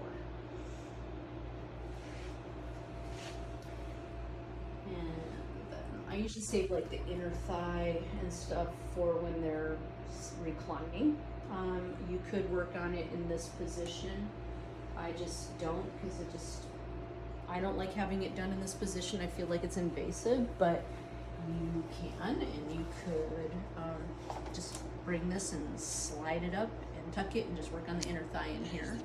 So I don't like doing that, and it's so much easier to do the other way. Yeah. So we'll save that for later. If I want to do some more deeper work in her glutes, then I need to remove the pillows, and if I want her to participate and move her leg back and forth. So I like to think of it as a hub and then spokes coming down, and then we might want to put pressure on each one of those. So I want to check in and see, like, is that like a lot of pressure when I do that, or do you barely feel it? It's like it's there. It's not too like much, woo. but it's not like Okay. I feel it, yeah. Okay, so she feels it, but it's not like too much or anything. So let's see what happens when I hold this, and I have you kind of extend this leg down. So just straighten your leg all the way down, and then drag your knee back up. Does that make it more intense? Yeah. You think it would feel better if I went deeper? Or that would be scary? You can try it, yeah. Okay, so like maybe I want to, if I'm going to use my elbow, say, and I won't be too deep, but I would want to make sure that I support her in front before I add a little elbow, because otherwise if I just do that, I'm like, with all the relaxation, she's all loosey-goosey. The other thing is I might want to tell her as she's stretching down, make sure you're stretching into your heel as you're sliding down, because sometimes when you point your toe and you're trying to touch your toe as you stretch down, it can give you a Charlie horse. So yeah, I feel like if you're not into the Charlie horse thing yet, don't worry about it, but sometimes when you're pregnant and you point your toe, it'll bring on a Charlie horse.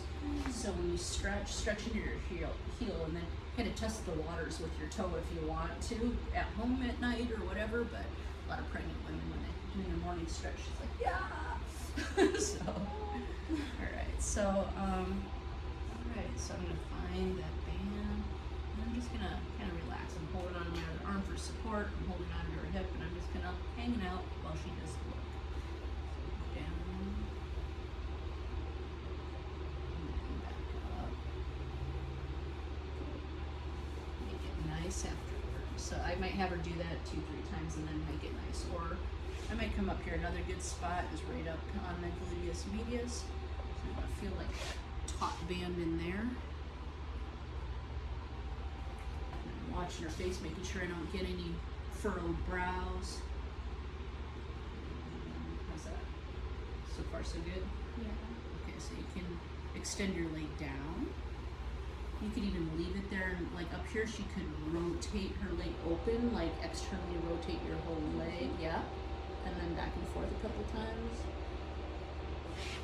And then drag your knee back up. I could have her do some like clamshell, like keep her ankles together and just kind of open and shut your knees.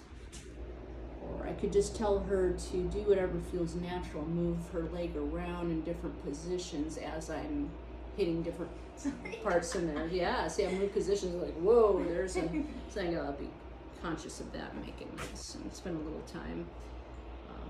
If it feels like, sometimes when you hit some of those spots and it doesn't feel like anything until they move, and then they're like, oh my gosh, that is so sore. If you just leave it, feels like it's still there. Like you feel like you left your elbow in them and it feels bruised, so it might take a couple minutes to like make it nice. Or you can do like little raking with your fingertips over the sheet in the area. I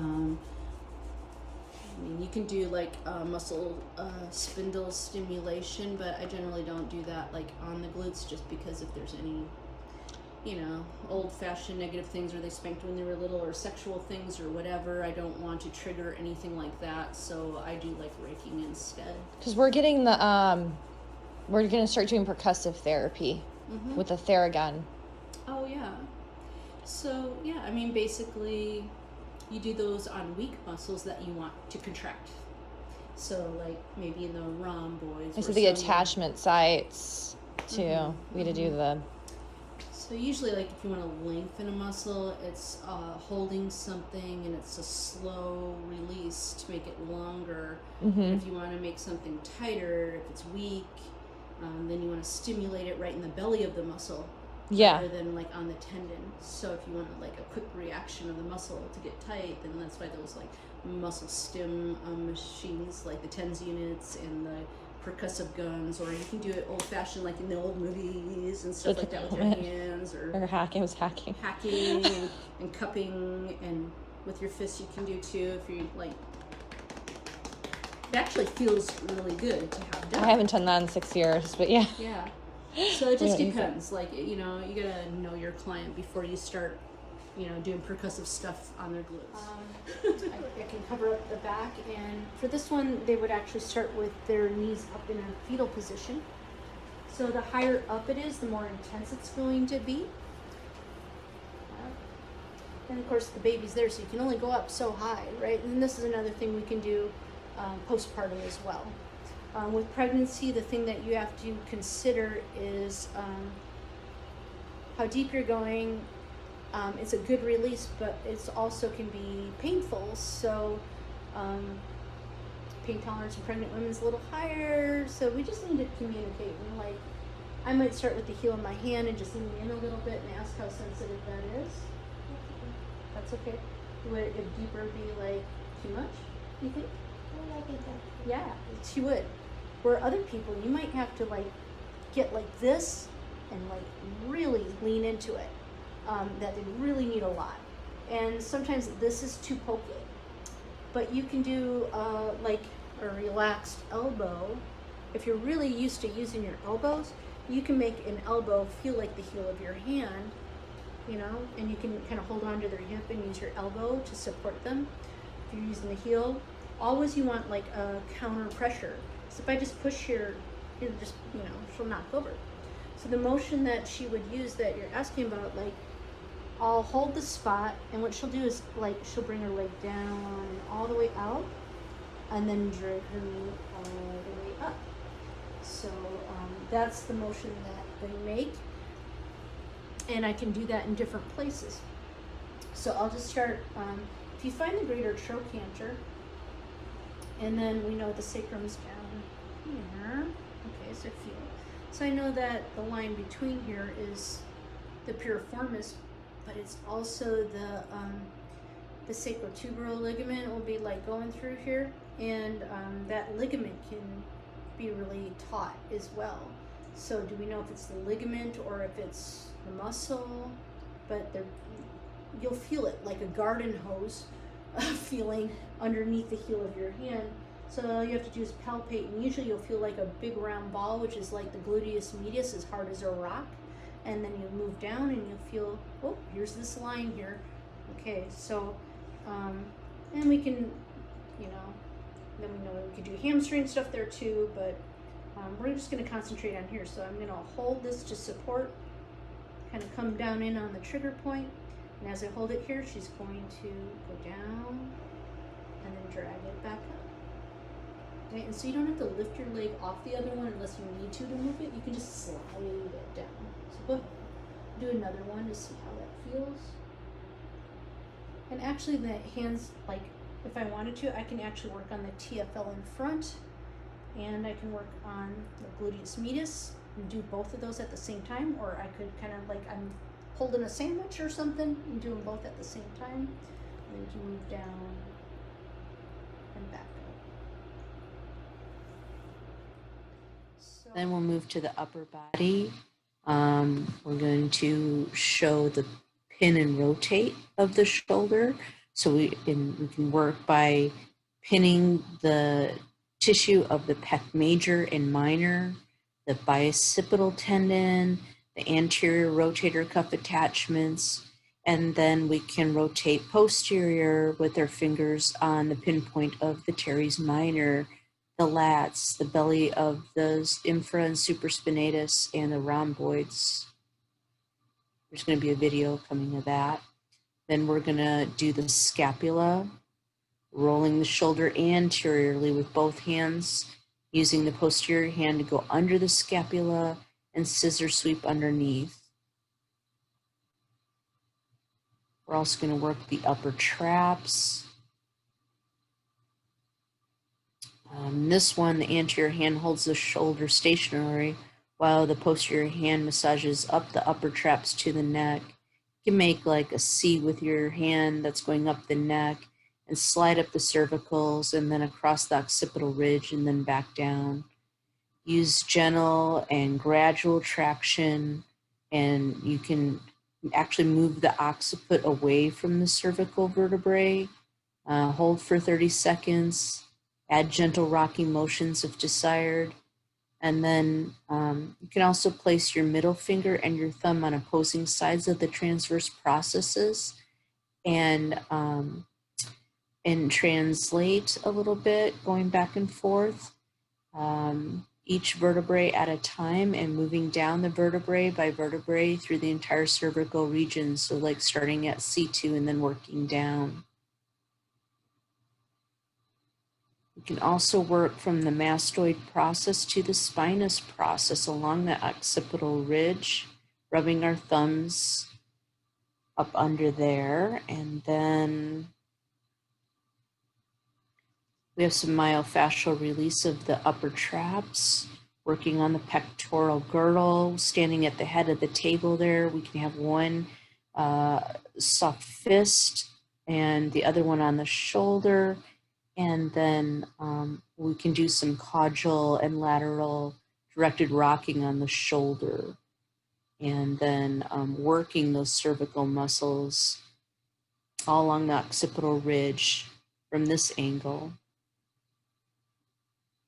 And then we can also get into subscap, pec major minor. We can work subclavian. We can work on the serratus anterior, work on the lats. But I really do like the supported arm position to get into the subscapularis the best. And now all of these techniques get put together in this video. I think I can see pretty good.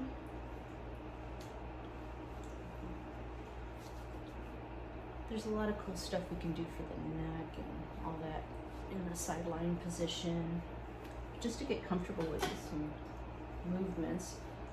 I like to take the arm and keep the humerus in line with the body.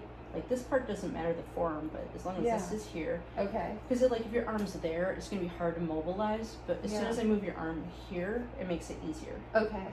And then I'll just let them know what I'm doing with my hand. Like sometimes if there's extra sheet, I'll pin the sheet against them so they know for sure that it's like I'm not touching their breast. Okay. But I'm just gonna put my hand on the front of your shoulder. I'll let them know. Okay. Like so they know what I'm doing with my hand. So you say I'm gonna put my hand. Okay. Yeah, so I'm not gonna like hold the front of your shoulder here just so you know what I'm doing, and I might even just take this so they know there's no peekaboos or anything like Okay. that. Usually nothing's gonna happen if the pillow's here anyways, they're being covered. But this way I can still palpate like right on the subclavicular.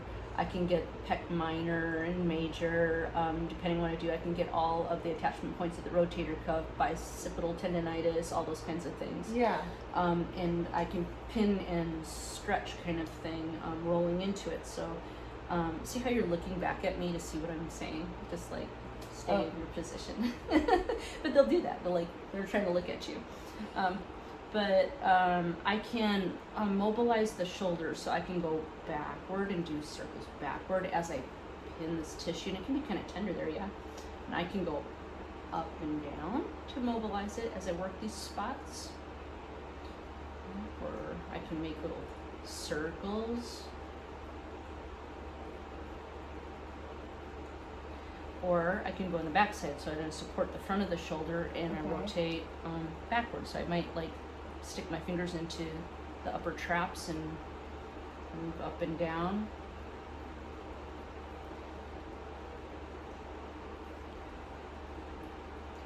Maybe supraspinatus, infraspinatus, or spinatus, teres minor. I can like pin and stretch. So if you're into like the myofascial techniques where you're pinning one tissue and stretching another, you can do that in this position as well. You can rock back and see if you can get under the scapula. Just try not to like stick your thumb is really tempting because it fits in there really good. But you can really risk getting that de Quervain's syndrome where you like right in here. Oh yeah. And if you hurt that, then you're kind of out of work for a while. Yeah. So if you kind of roll them forward first, and then line up with the scapula, and then roll back. You kind of just fall like right Yeah. underneath it, and now it's on the side of your finger. And then you can scissors or whatever you call that, slicing, Yeah. going between each rib, and you can feel the lower traps and work on those. So this is all from like behind, working on the shoulder, but you can also work on it from the front aspect. You can also do stretches as far as like, I could put your hand behind your head here, and then support your scapula so you don't come back. And this would be like pec major. Yeah. Or I could switch positions and kind of come up this way more. Putting my hand, I guess I'm too close to the camera now. Just kind of ignoring that thing. So I put my hand to support here and pull, and I'd have your resistance be towards your opposite hip, or I kind of come on a diagonal this direction. So I could be like this way for pec major and this way for pec minor. Or I could even like bring your elbow down to your head, have you reach down your back and help you do a tricep stretch. Anything that you can do supine or prone, you can do sideline. You just gotta like think, how do I do that one? Yeah. Just modify it. Right. And then I'm gonna bring the stool around to show you, because sometimes it's easier sitting, coming from the front. But this is good not only for pregnant women, but for people who have really tight subscapularis and you can't get behind their scapula and back. You can get behind it, but from the front and following the rib cage around. So I just take their arm into this position, and I can hold it here, or I could have you hold your own arm here, so I have two hands. So this would be nothing, and if I have you pull your arm forward, that would be deep tissue. So actually, by having you hold it, or have the client hold their own arm, it empowers you. You're in control of how deep I go. Yeah. So you can use the sheet to go under, so you're not like in their deodorant, or you can go skin on skin, so you can feel better. So either way, it just depends. Like, so yeah, this way you're not getting deodorant underneath your thumbnails and stuff, but you're kind of holding it like this. And if I go in and I go up, I'm on the subscapularis. But I could also go in like with my fingers and go down, and then I'm in the serratus anterior. Or I can use the side of my thumb. You gotta make sure there's no nails. But so how that feels, I'll kind of get engaged here. And so now I'm kind of coming down. So if I put a stool here, right now I'm here, I can grab, and I know it's kind of hard to see here, but I'm doing all the work with my left arm, and this arm's just supporting for strength and so I'm not losing my balance. So I'll get in there, and now you can pull your arm forward and see how that makes it deeper. So now if it hurts, you can back off, right? Or you can go in and out and work it that way.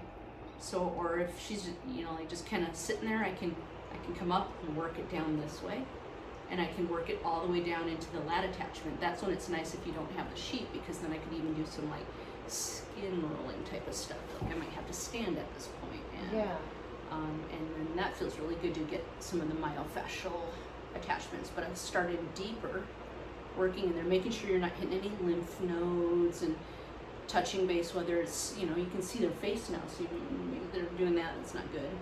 But I can come in and I can reverse it and kind of come down, hit some of that, hit the intercostals, I can hit serratus anterior, or if you feel comfortable, you can actually roll forward, get down a little bit towards the breast tissue, but the breasts fall down to the table, so you're not really in it, and you can get into like the pecs. And it's really a great way to work pec minor and stuff like that, because you're not gonna play a little fishing in there. It's really kind of mean to do it like when they're supine and you're digging in. Like when they're on their side, it's not as intense, I think, as when they're supine, but maybe. But you can also come like from the front, so I could say get in here too and work on your clavicle. Oh, that's a good way to get it. Or I can see, now I can hit your pec minor better this direction, and I can just move your arm around a little bit, as instead of digging in there, I can just but you can hit the subclavian muscles, but then you can never really get under there. But again, like if I have your arm neutral and then I kind of just grasp around your clavicle. Mm-hmm. You can't touch your fingers, but then if I move your arm towards me, all of a sudden now I can touch my fingers together underneath your clavicle. Oh. Not everybody can do that. Or I can mobilize it if you can't. You just rock it back and forth. And this is structural work, and it's kind of, considered all that, but it's safe to do on pregnant women as long as they're not like, ow, and they're in pain when you're doing it. So you just Yeah. gotta check in and make sure it's tolerable to them. What To you're their doing. pain level, yes. But most women are like, they're hurting so bad, more than they ever were in their life, because their entire body's changing, and then you don't get any body work, like just nice Swedish. It's like, but I get deep tissue all the time. Why can't I have it now? Yeah, they want it No? now. Yeah. So I'm gonna move this over a little, and then you can see. But all this is like, you can do it to anybody. It doesn't have to be pregnant women, of course, but Yeah. it's safe to do and should be done. So I'm just going to show you some stuff for the neck. Move your shoes over it a little bit. All right, so I could have your arm like just in line with your body this direction so that it has somewhere to go, and I can work on the upper trap like this. And you mind if I get a little bit in your hair? Oh, no. I have the low hairline as well. But so like you can get into the occipital muscles under here pretty easily. It's a nice way to do it. Yeah. And I think like some people are like, how do I work on the face or the head or whatever, there's some things I do side lying, and other things I'll like, do when they're reclined. But like it feels good. You can massage the whole back of the head in an easy way, instead of when they're, say, laying flat on the table supine and you're trying to reach underneath their head, and all the way their head is so heavy and you're trying to hold up their head and reach and hurt your fingers. Yeah. So this is like a really easy way to do the same thing. Like you can even like grasp the hair and move the hair around, which feels really good, and you feel that whole fascial connection. Yeah. Yeah, and I mean, like I could work on your ears even, or maybe your jaw. It's pretty easy to work on half of the face, but if that feels weird, but I don't think it does. Like, I don't know. As long as the whole thing gets worked. Mm-hmm. Yeah. So, you can just do like warm up, like a cervical warm up, where you're just swooping back and forth. I think a lot of people who have medially rotated shoulders, the longissimus tends to start winging way out, and you want to bring it back. And it feels good to kind of like bring it back. But other people, it feels better like when the upper traps are really like, softballs. It feels good to like drag it back down this way. So you just gotta check in. Some people feel really good like right on top, and then other people feel better like in back. But you want to take some time to cover that whole area. And then you could do like more of a myofascial work. I might find the acromion and then slide off right under it and apply some pressure. So I usually use my knuckles, and I'll let it sink in there for a little bit. And I can take my other hand on top of the shoulder and then just start doing some pulses away to get that myofascial. And then it's almost like a push here and a pull there, and I'm stretching this tissue a little bit at a time. Yeah. Now you'll feel that little bump of the levator, so we don't want to be like bam bam as we go across that. So instead of coming straight up, we kind of come up to that, and then as soon as we get to that, we have to kind of come posterior and then come up the back of the neck all the way up. Give it a nice stretch. We could stop in that area and try to get to like the splenius capitis. There's some layers, so you can't get to that a lot either in either prone or supine. So in here, I can find like the big meaty part of the upper trap there. That's usually where it is. And if I'm not sure, I can start at kind of hard with the low hairline. So if I start where your hairline ends, and I get into that little groove, and then I can have you turn your head slowly to the right, like towards the ceiling as I come down, and I'll end up right in that area, right? You can feel it as soon as you hit it, so then you can relax your head, and I can just spend a little time massaging that area, and then get nice afterward. But you can do other things like you can grab onto the SCM, Yeah. and then have them push in. Like my hand's a little slippery for that right now, but I'll just kind of pretend I'm hanging on to that, and then I'll have you turn your head, but I don't let you. So like you put pressure against there, and that makes it stick out, and then let go, and then make it nice again.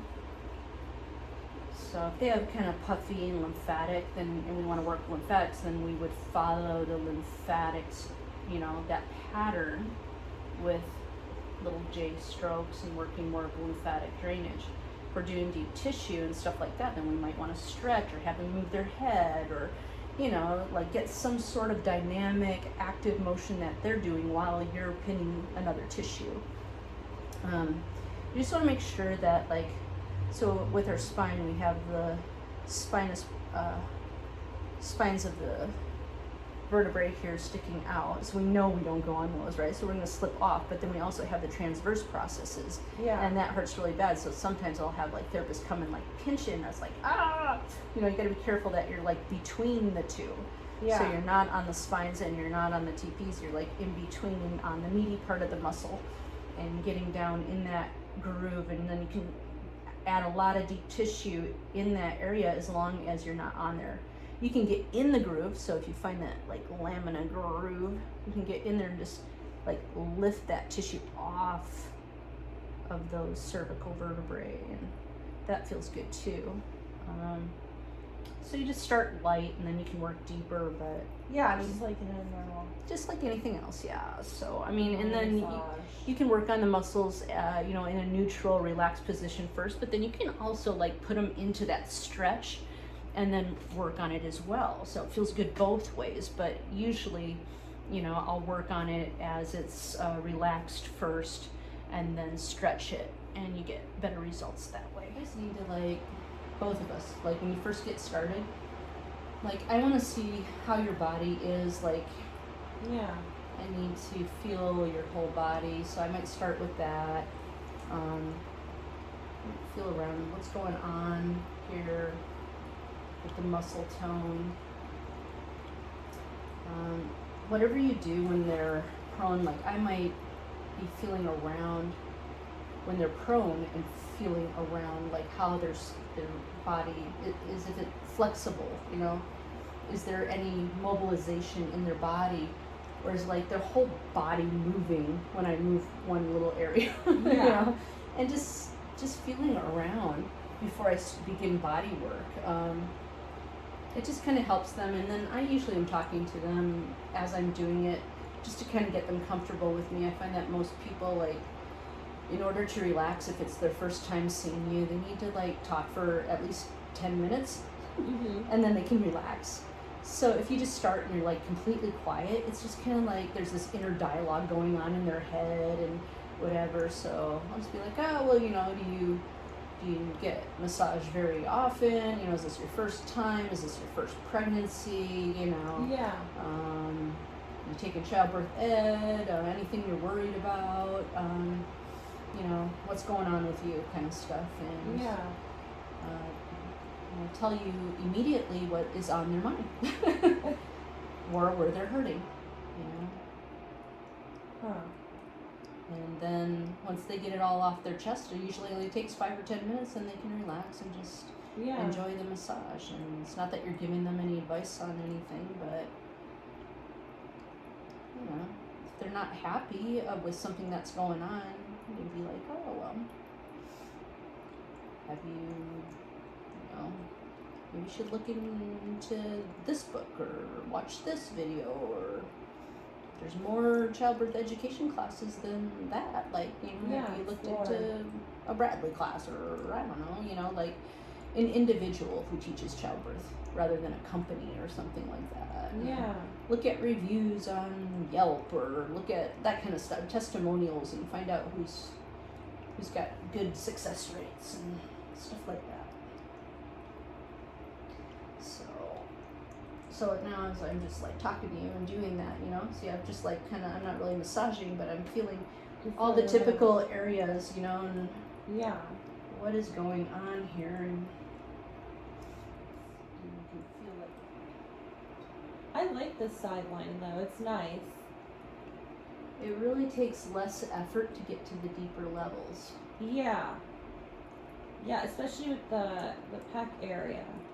Mm-hmm. Yeah, I definitely noticed that. And so, like, I can do some of these techniques without you participating. I can still work on the muscles in the same fashion. It still Yeah. feels good. That would be for someone that just they want to get some work done, but they just want to like lay there and not move. Yeah, well, There's some people like yeah. Or like the advanced stuff is more like it's not getting better doing what you're doing, and you need to have something like some dynamic myofascial thing to get the deeper layers that are, have adhesions, and that needs to be broken up and reset. I always ask because I had a lady complain about me once. Making them do work during the massage. Those were her words. Oh. I just want to lay there, dang it. I had her move her arm up and down when I was working her pec minor. Like she's asking me a question, and she complained that I made her do work. So now I ask. Yeah. Oh my God. I was just trying to help you. You were so forward. Oh. I'll try to always do it passively, and then I never had anyone complain about me like that before. You should tell you, not somebody else, right? Yeah. Tell That's me, fine. hey, I just want to lay here. Yeah. Why didn't they just tell you that? I'd be like, oh, I'd be like, I am so sorry. Okay, be my guest, relax. Yeah. Because like this is all passive without you doing anything Yeah. now, and I mean, there's a time when you want to do like I'll do anything. I just want this pain to go away. Yeah. And there's other times when it's like I want the pain to go away, but I'm also stressed out, and I got enough things to do, and I just want to lay there and have you work on me. Like I'm sitting in a jacuzzi, and the jets are doing all the work for me. Like Yeah. I'm tired. So I get both ways. Yeah. Or they say like, I just want to relax, and I say, well, I go, okay, so I understand you just want to relax. What kind of massage are you looking for? Do you want to get some work done, or do you want more of like a Swedish? Do you want things worked out? And they go, no, I want things worked out, but I want to relax. I'm like, oh, okay. And like you can still do stuff like Yeah. that. Like, Yeah, you can do more passive. or maybe just have them add a little resistance or something like that. But maybe they don't want to do like the pelvic tilts. I wouldn't, somebody like that. I wouldn't said I just want to relax. I probably wouldn't be making them do all that stuff. But a lot of people who just want to relax like their body being mobilized. Like they love being stretched. They just don't want to do it themselves. Yeah. Let's tissue back down. Looks raking. Yeah, and I don't know if it's really raking, as though I'm like between each intercostal, like between each rib on the intercostals, and I'm just going on the tissue rather than on the bone. So I'm going in between the bones, but it is a raking motion. Or I could turn around, find the ribs, and do it with my thumbs if I wanted to go in deeper, Sometimes it feels good to come down, and also you'll hit the lateral border of the paravertebrals, and you can just work on that lateral border.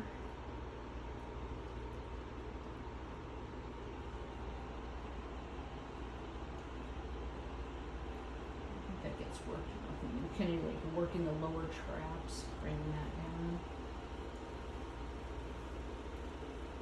Of course, at the same time, I could have her making arm motions, or depends how much audience participation you want to do. Find it there, and work that border. Just be good for someone that's like really muscle bound too. Yeah. So you're gonna want to make sure you're getting in there on the lower trap, really bringing that edge down. That doesn't get worked enough.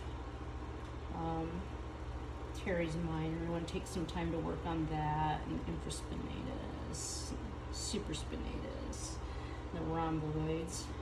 Bringing those. Also, like down here, like sometimes you can't even see the spine, so you want to find the spine, and then you want to get like right above it. Let your fingers get into that lamina groove and spread it apart, working in there, lifting up the tissue, kind of little thumb over thumb.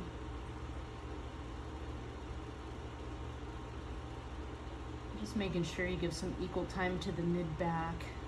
I feel like her vertebrae is sticking out right here.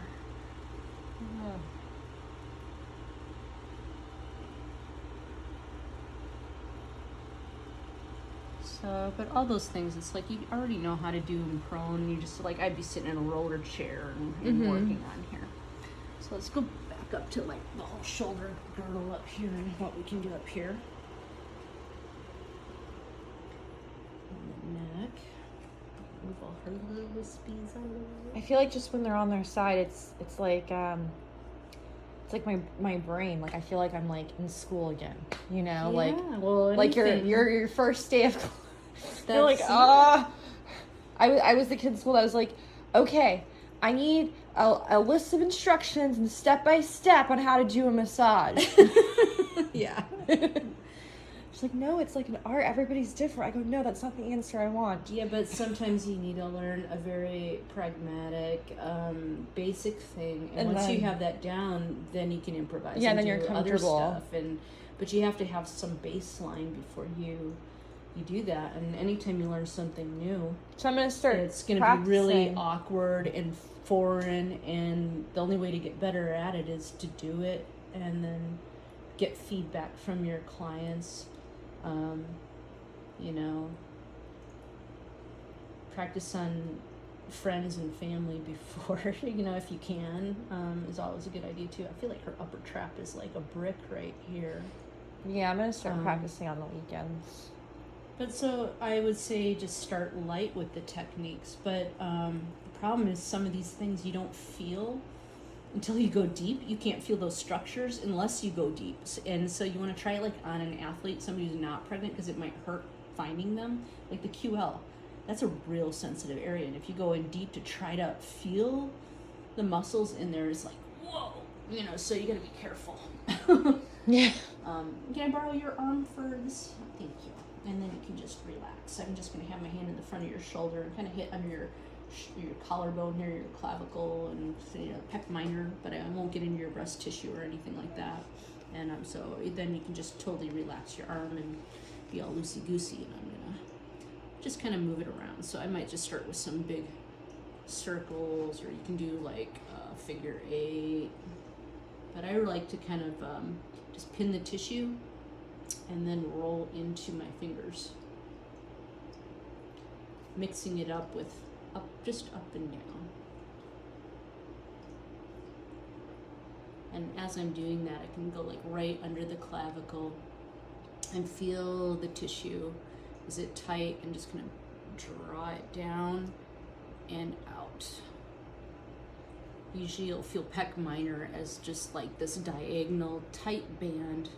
It doesn't want to move. Everything else is moving, and then you got that dumb pec minor in there and pulling the shoulder forward. So it's a nice way to pin and then stretch by moving their arm back and around. And I can go in the back side too. And like right now, my little cup's like hitting her in the butt, so I'm just like moving that away. And I can do the same thing. Like I can go in the rhomboids and roll like into my fingers in the back or the upper traps. And I'm putting pressure here, but moving the tissue around by mobilizing her arm. So I can work on all the upper trap and all the way down till I get to like the acromion head, and then I don't like, you don't want to poke on the bone.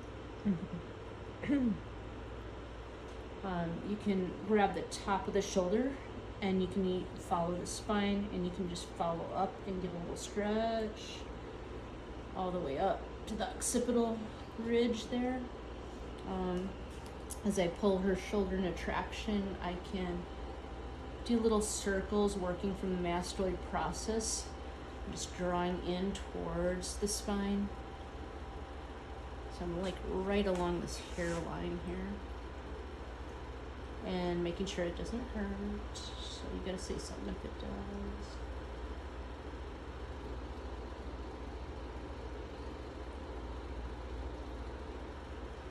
And then I can also get like behind the scapula here.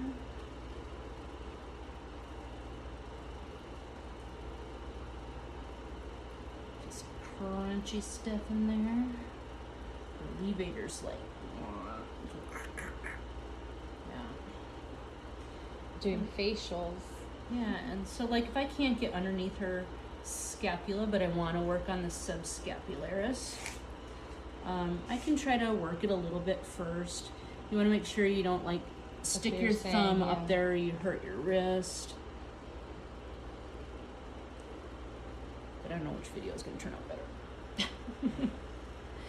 And then I can maybe go to the front and do that, but maybe before I do that, I'll just lay her arm on her side here and try to remind her to stay like on her side if she can, but look how loosey-goosey she is. Yeah. Yeah. These actually, the body cushions help with that, keep them in place more than pillows do. But I think she might be like all right on the edge of it there rather than in the middle of it. If you feel like the foam is hitting you and you're not like quite centered, then yeah, but otherwise it like, you know, it's not a one size fits all kind of thing. Well, it is, but it doesn't fit everybody equally. So I usually feel for the acromion process up here, and then switch hands. I'm gonna put my knuckles just south of that, right? And then I'm just gonna take some time, maybe like 30 seconds or so for that to sink in, and then I can do little pulses away from that, and naturally my fingers are going to start gliding down as it releases on its own. I usually do this like a couple inches at a time, and once that's soft, so I'm actually going between the acromion, and then when you feel that little bump of the levator, people think is a knot in their upper trap, but it's not. So I'm just kind of going that far, just buttering that up, and then I'm gonna skip over it lightly, because if I go like this over it, it's gonna hurt. So when I get down to that, I'm gonna just kind of come posterior a little bit, lighten up, and then come up the back, making sure that my knuckles aren't scraping across the spinous process or the transverse process. I'm going in between the two, and I can also work on the occipital ridge here in a different way, so I can pull up and get underneath that ridge.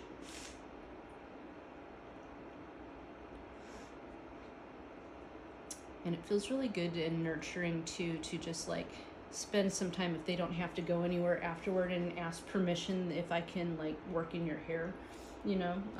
Is that all right? Yeah. Okay.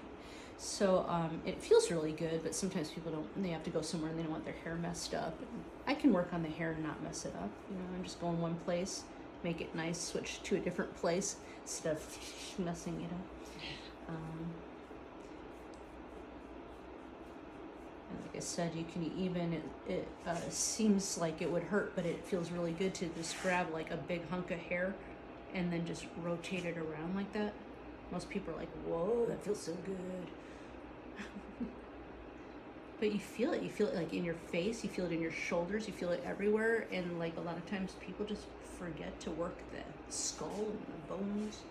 So I'll just take some time and work all through the hair and do some nurturing things in between all the, you know, moon structural things. I mean, you can work on the temples, you can work on the ears, you can do little TMJ in this position. Usually the face and all that I'll save for when they're face up, but sideline. This works pretty good. So we're gonna come this direction, and it might need the stool for this. And just be careful when you're walking in front that you don't like walk into their hand or, you know, whatever, because a lot of times it'll be sticking straight out. So I might even just like kind of move it that direction, or I might give them a job to help me out. I keep the pillow here just to like there's a little buffer between us, and sometimes it helps my elbows if I'm working in here too. Yeah. I'm not sure if you can see from that angle or not. You should be able to, but I'll just take their arm in this position. Yeah. So yeah, like maybe that way. I don't know. Yeah, I think like over my shoulder might even be best, but Let's try that and see. so if I couldn't get into the sorry. subscapularis behind their scapula, I could try to do it this way.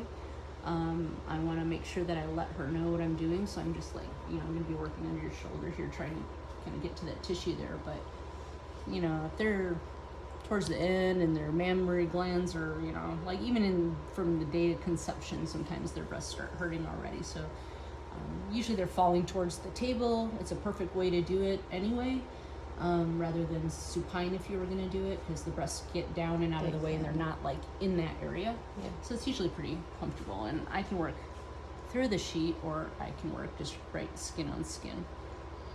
Just want to feel around. I don't know if that's your dog or Sorry, my dryer. No, I think it's her. It's red. Okay. Okay.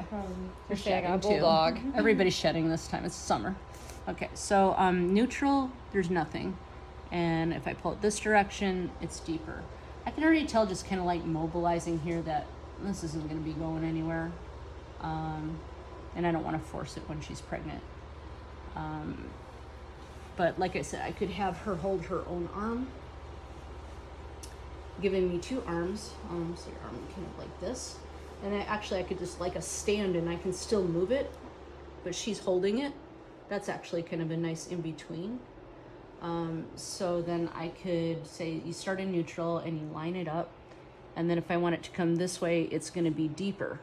So she's kind of in control. Like if she thinks that's too much, she can just pull her arm back the other way and be like, nope, that ain't happening. So, or I can get two hands in here and really, like, if I want to try to really work it, now you pull it forward as much as you can tolerate. And then I feel fine trying because she's controlling it. But it's not really, it's like a step one of trying to get under there. I can do some superficial, like skin rolling in there, or I'll just give up for today. I'm not going to force anything. Now you can go this side and we'll show you how we do the clavicle. So play this down here. Let's see. 1 minute. We'll just kind of move you down that way. So in here, so the clavicle, it's kind of like tight fit, but so sometimes you can just get one hand in here, or sometimes you can get two hands in here. And so I might just like place my fingers on each side and then have her do the same thing. She can pull away, and as she pulls away, I can go in a little deeper. Is that okay? Is too much? It's okay. Okay. And then let go. And I can just work in different areas. Or I can try to get into the pec minor and like maybe pin in the tissue in there. Takes a little feeling around, which you can't pick up with a camera, you know what I mean? But I can pin it and then have her stretch and back. So, okay, and then I have some information here about working on the baby. So it's not really about the abdominal muscles or digestion now, but about the baby. And so again, it's going to be contraindicated in the first trimester, not because of, anything dangerous, but really their baby's kind of small, so not really showing yet anyway. Wouldn't want any rocking motions, and then just the risk of miscarriage being high, not because of anything you do, but just in general. So, yeah, this is going to be a little bit of information about how to massage the baby in a side-lying position or supine position, and about fetal alignment positioning as well. All right, I'm explaining about when you need a pillow underneath the baby on the table in a sideline position. And so I put a doll under here, and I'm pregnant now. So if I'm laying left sideline position, the baby's on my left side, the baby's laying on the table, and is usually pretty comfortable for mom if she's laying on the left side. But when she switches sides, she turns over, sometimes the weight of the baby now is kind of stuck over here and it's pulling, so it pulls across the hip, the low back, and the ribs, and pulling all the fascia across.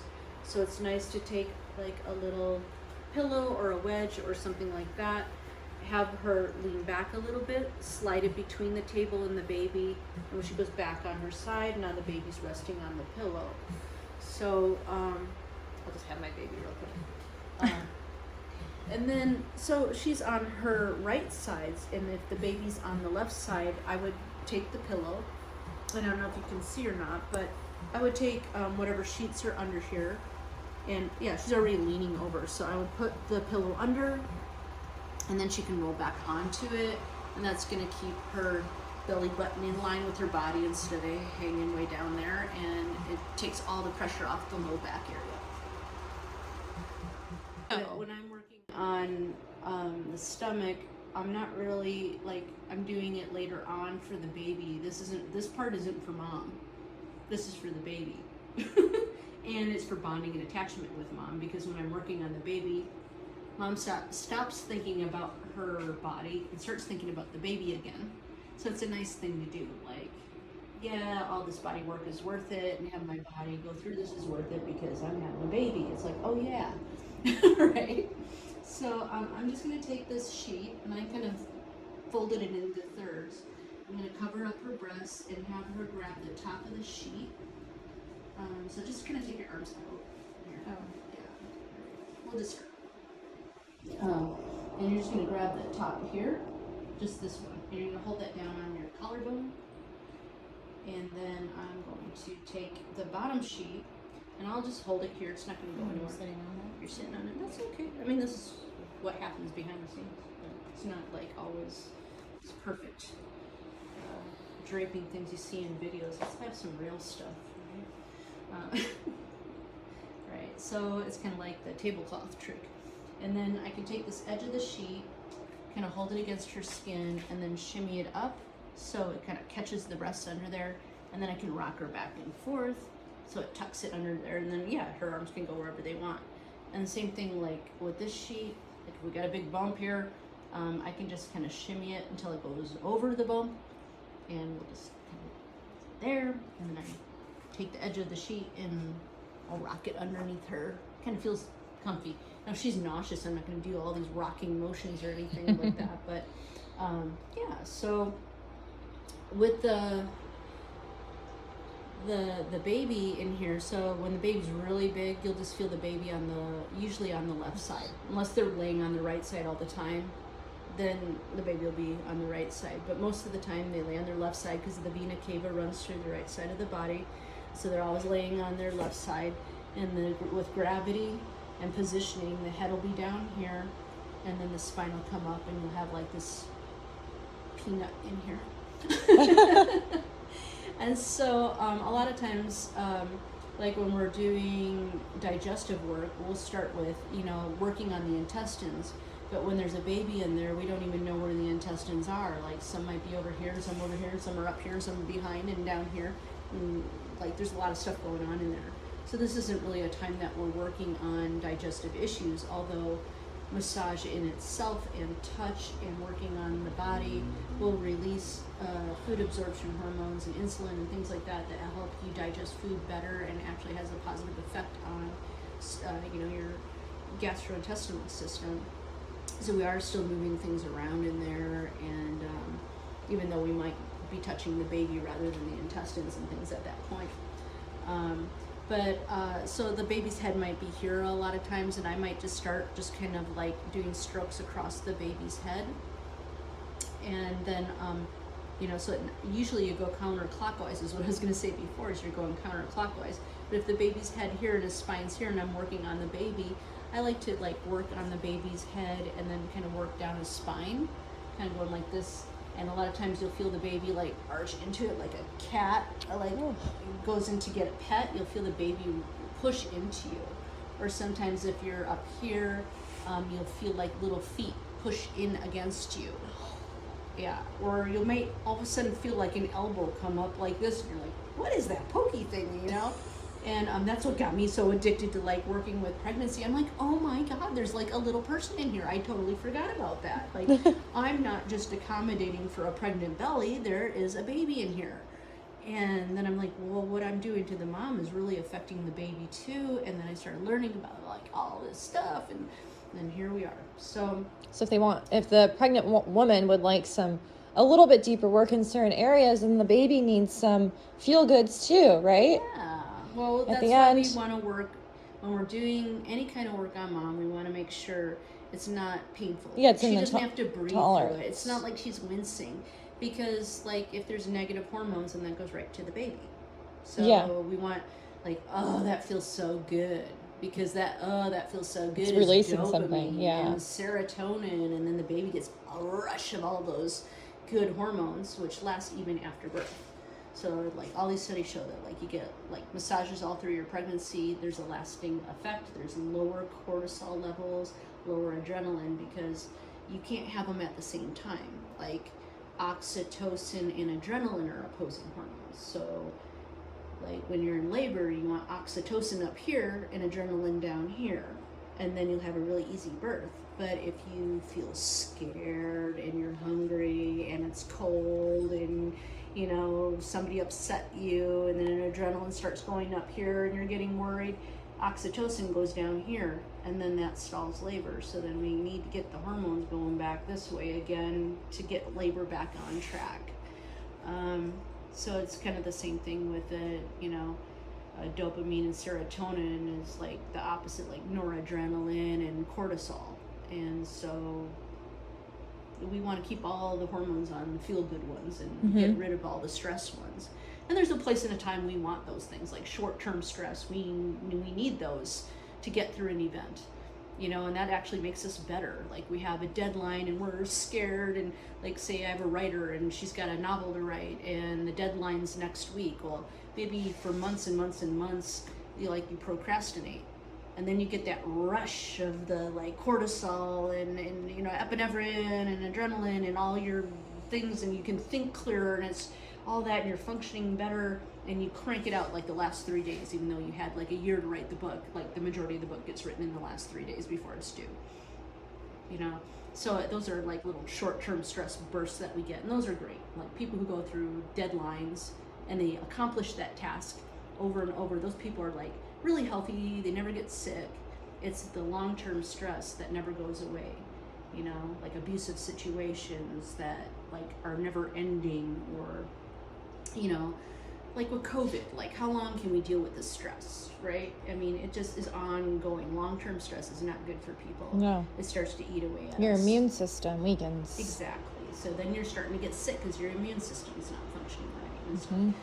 So, but at the end of the day, being happy or not is a choice, and you can respond to these things in a negative way and read all those negative things on social media, or you can turn it off and choose, I'm going to be happy today, Yeah. you know, and focus on all the happy things.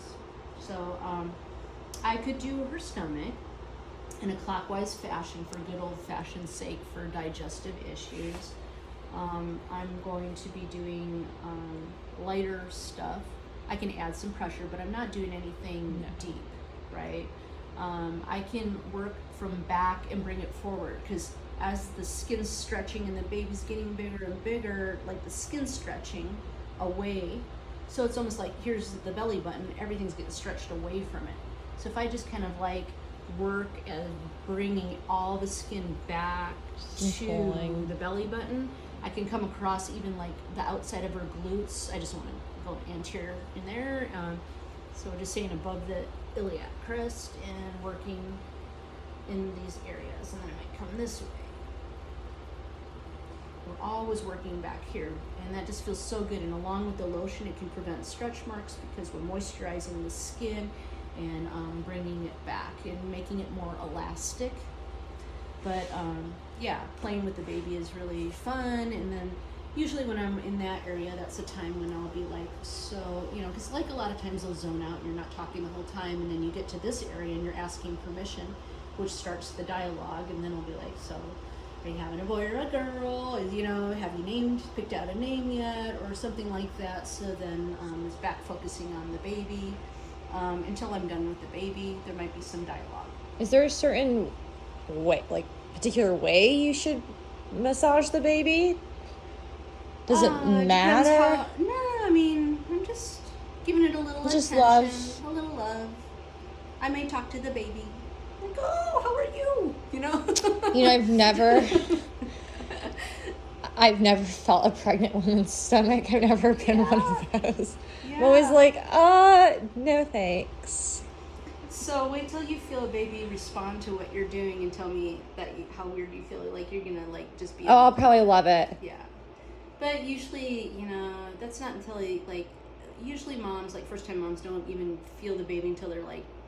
I'll 5 months, track one down. Whatever. But second pregnancies, subsequent pregnancies, like you feel it right away because you know what that feeling is. They say it feels like butterflies, or you feel like you have bubbles in your stomach or something like that, and you don't realize that's the baby. You think you had gas or something like that. And then like after 9 months of like feeling this, you really you know what that feeling is. And the next kid you have, the next time you get pregnant, like you might only be 2-3 months, and you're like, oh, I feel it already, But the first time, like some women don't even feel their baby until like way later. Like they don't understand like what that feeling is. They just think it's like a bowel movement or whatever.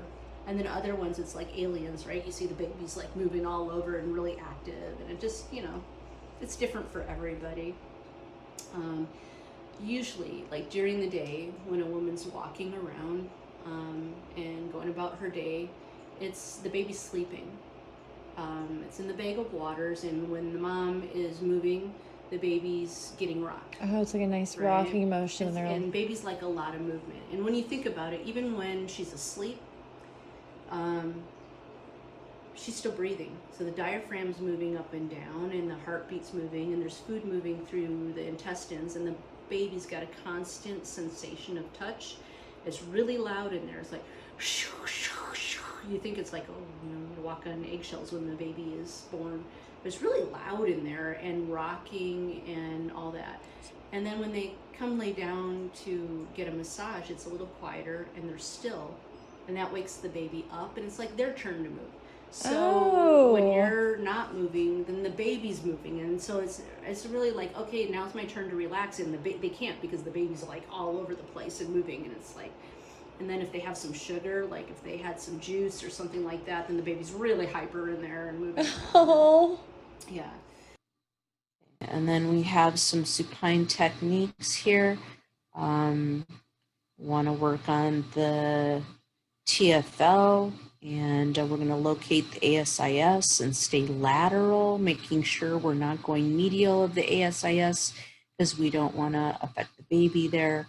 And we want to alleviate any kind of compression in the hip joint and reduce pain from the hip joint and surrounding myofascial tissues, especially the femoral rotators and flexors and the IT band, and to assist in the realignment of the pelvis and the hip joints. And then just be also cautious of the inguinal ligament too, because, despite the strain to and importance of the iliopsoas in maintaining optimal postural integrity, why is the direct massage of this muscle not recommended, right? Because we have the potential for irritating the uterus with deep pointed pressure in the abdomen and for disturbing the blood clots if working on the lower fibers in the inguinal area. So sometimes because of the round ligament pain, women will lean to shorten it, but that also shortens the inguinal ligament and then all the other muscles as the uterus creates a damming effect, making those clots in the inner thigh even worse. So you gotta be careful of that. So if we have worked all around the pelvis, there's a couple points that are touchy. One is the lesser trochanter, which I generally will refer out to, if it's not getting better, to a physical therapist, just because the location is way down there by the ischial tuberosity, and I just don't feel like that's a safe area. I know professionally we can do it, but I just, as a massage therapist, I don't want to go there. And the other area is the pubic symphysis, and I don't want to touch there either, but we can affect it with a double knee squeeze. So I will have my client bend her knees and then just kind of separate her knees enough so that I can get my forearm in here. And it's all done with communication, and they are aware of what we're doing. Then I'll have them slowly start coming together until they touch the heel of my hand and my elbow, and then I'm going to reinforce that with my other hand. And then I'm going to have her gently start squeezing. right? And then with this, she can also add to pelvic tilts. Or we can have her bridge all the way up while she's squeezing her knees together and then back down, just to reset that. Right, so when we squeeze the knees together, it's gonna pull the femurs out and separate. If that's not right, we can come in and have her push out with her knees. It takes a little bit more strength, and relax. And that will do the opposite and bring it together. So if the pubic symphysis is apart and we have her push out, it'll bring it together. But if you have an upslip in the pubic symphysis or pain there, then I can have her squeeze together and actually bring it apart and allow that to level out and come together safely. This is a quick fix for round ligament pain when they feel like their pubic symphysis is very painful, and I have a video on that. So that's just going to help alleviate pain in the groin and anterior thigh referred from strain from the uterine and round ligament. When the baby goes over to the left, you'll feel that round ligament give an upslip to the pubic symphysis, which can be painful, and sometimes it spreads apart.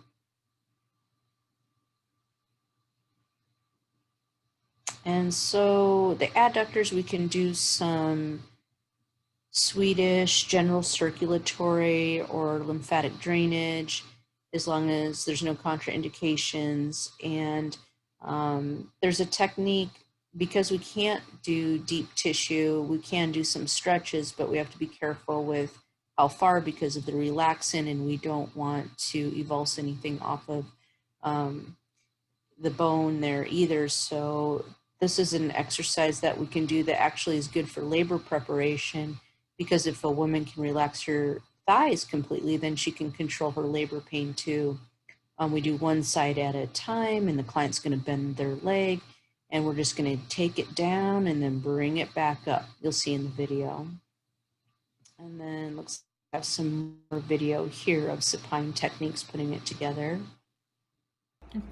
Okay, so I will hold on to her ankle, but I'm not going to pin it there. I'll allow her ankle to turn, but keep it on the table and keep it from slipping down. And then the other hand's going to hold her leg. And this is almost like labor preparation, because if you're able to relax your inner thigh, you can have a baby a lot easier. There's a lot of feelings and all that kind of stuff that is associated with the inner thigh. And it's really natural to like want to shut it when other people are around. So if you're able to relax it, like people do really good to resist. So say if I let her leg go to the outside on its own, I'm going to just let the weight of your leg fall out. So I'm gonna kind of again have my elbow in my hip like that, and I might just rock it here. And then as I come down a couple inches, it's pretty normal for them. She's pretty good. Normally, what'll happen is somebody will like hold on to their leg and lower it on their own and not like want to control it. So if that's good, then I'll just keep going. And I just keep going down in little increments. And so I like right there, I feel like you're catching yourself a little bit, like wanting to control it. So part of it is like, how long are my muscles going to stretch? Like maybe it's tight in there and I don't want to do it. And other is like, I feel self-conscious, or like I feel spread eagle here and I don't want to have my legs open and whatever. So, but we want her to relax her inner thigh here and be able to just let go and relax it. So let's go down as far as you can go on your own, like there. And I'm going to try to keep your ankle there. There. Part of it's slipping. Is your foot okay? I don't feel like I'm pushing on it. Okay, so once it's here, I just let the weight of the leg rest. And then what I'm going to try to come back inch by inch in the same way that we went down. Usually as soon as they come up, they start raising their leg on their own. So I want you to just allow the weight of your leg to be in my hand and let me do it for you. So I'll come up underneath. So I'm going to bring my whole body down.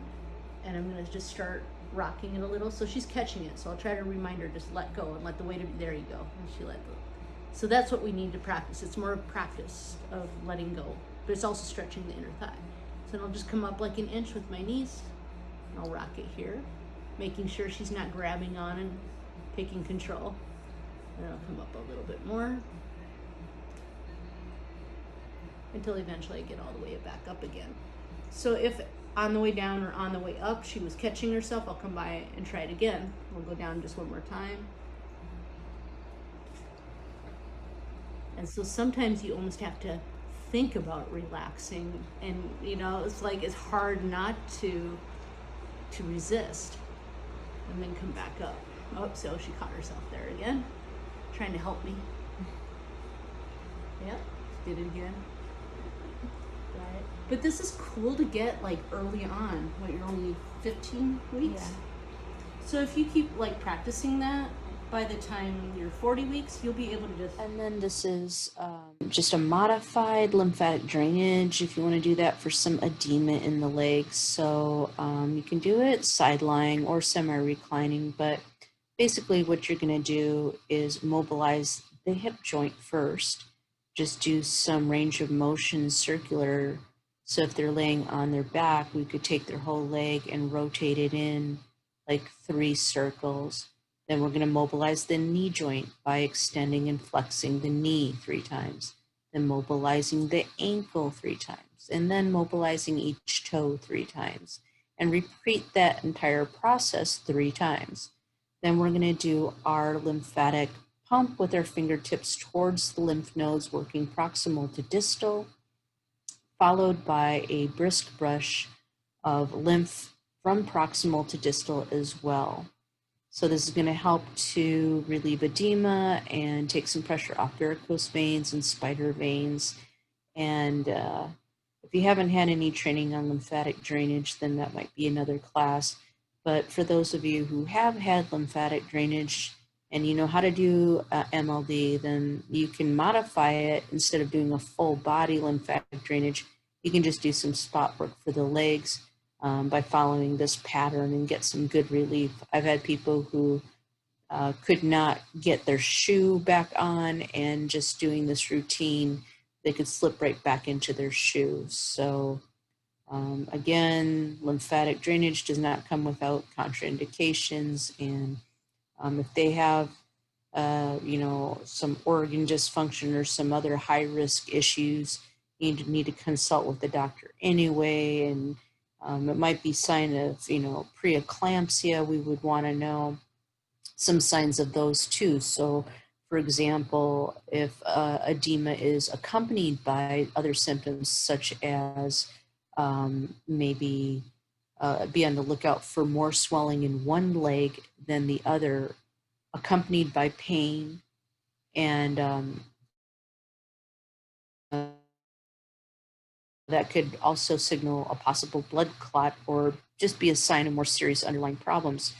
If they have a headache that won't go away, along with vision changes like blurriness or sensitivity to light, those could be signs of preeclampsia. So pregnancy, specific high blood pressure and swelling accompanied by chest pains or difficulty breathing could mean heart trouble. So you want to contact your healthcare practitioner immediately if they're experience any of those red flags. And then, so we want to avoid, light Swedish or lymphatic for those in risk because it could overload their heart or other vulnerable organs. So just, something so light can be dangerous if there's a high risk issue. If they're otherwise healthy and just have normal swelling in their feet and legs, just due to the baby acting as a dam, plugging up all the circulatory coming down the leg and that kind of stuff, then that's a great routine to do. Okay, that wraps up this section. We're gonna be moving her around with the body cushion, which can sometimes be a challenge because we don't want to expose her, but it's hard to move the cushion from one side to the other. I'm going to show how to change her to a semi-reclining position from the sideline. So I'm going to grab this part of the sheet And I'm also going to grab the very edge of this part of the sheet. And I'm going to have her make sure that she has a place to put her hand on there and not on the sheet. And have her try to sit up.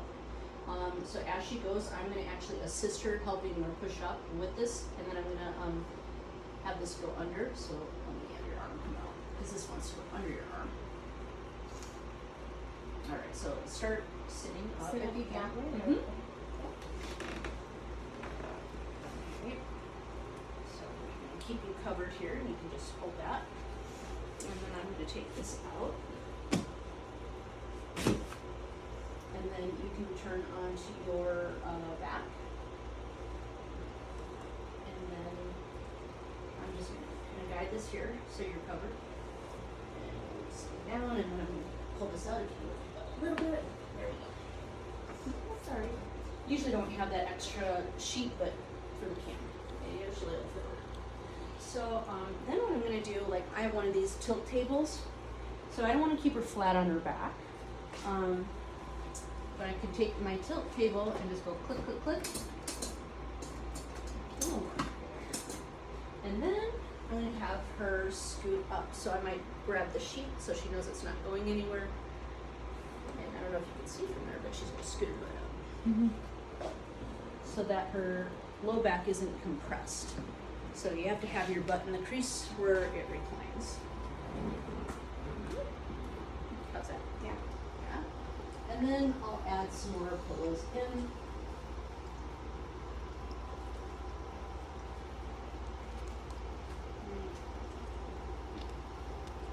And then we can add more pillows if we want. Like we can make it cradle pose if we want.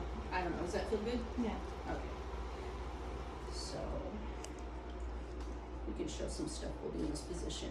Sometimes like they might need a little bit extra for their neck, so I like to look at the curve, and then she doesn't need like a lot. I keep a little tiny pillow on hand, or sometimes a rolled up towel. So I'd be able to lift your head and I'll just curve it under her neck there, and the size of a pool noodle. And then, you know, you could get crazy depending on like how big your table is and how many pillows you have, and give them arm rests and legs, or if you have a spa table, that's great too. But we'll take a look at some of the things we can do here. So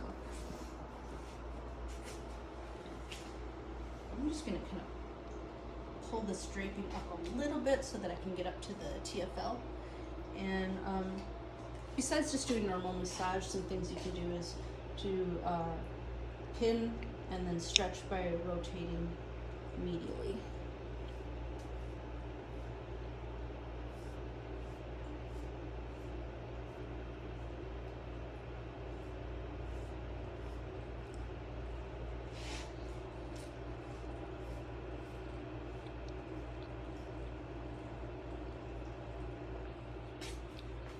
And usually it feels good to give a little bit of stretch downward in here. Tends to be a tight little ball. Or drawing it back and forth.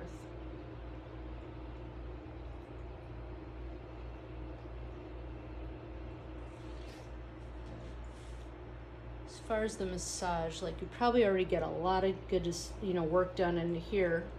So we only really have to do the inside of the thigh and the vastus medialis and around the knee. We want to make sure that we don't do any deep tissue on the inner thigh because of blood clot risk. I have a question about Mhm. this. Can we do like just a light forearm, like not Yeah. deep, but just kind Of of like course. effleurage, but with your forearm instead? Mhm. Okay, I just want to make sure. It doesn't matter the tool, it matters how deep you're going and if it's pokey or not. But yeah, you can use your forearm. Okay. I just don't usually show that because I don't want people to think that I'm going, Yes. But for sure, you just want to increase circulation here. The bigger a baby gets, the more they're going to be putting pressure down on the inguinal ligament and all the vessels that are coming down the inner thigh. And so right now she probably has good circulation, but in a trimester or two, then we're gonna have some issues. But we can do some stuff to stretch the adductor as well. And there's some stuff that we can do for like round ligament pain and things like that. I don't know if I'd do it with the pillow under here though, but I could maybe. So I can just make sure she stays draped as I bring her foot up and just let the weight of her leg kind of come out. And maybe the pillow here helps a little bit to support her leg. But generally if I'm going to be doing, you know, inner thigh stuff, I'll take the pillow out of here. So I'll show you like how that might look different.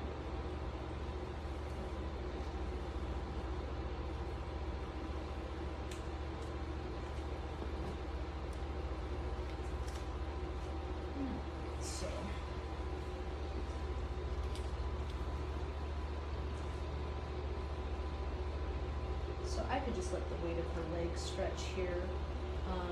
I could help her try to, I would never do like that kind of stretch where I'm pushing down and doing PNF really while she's pregnant.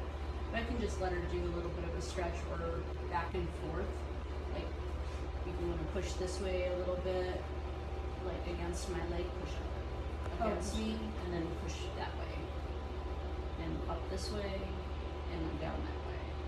And I just kind of go back and forth a few times and relax. And then I can work on her some more.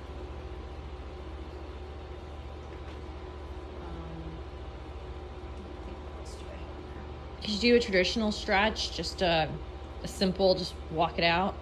Or is that too much if someone's pregnant? Yeah, I don't, just because sometimes there's a lot of pubic symphysis stuff going on already, and separating it would hurt. Oh yeah, because their hips are already going out. So what that looks like with here, if we do that, we kind of risk separating this Even more because of the relaxin, right? Yeah, and that hurts. Okay. So I'm just, you know, I'm trying not to mess with that too much.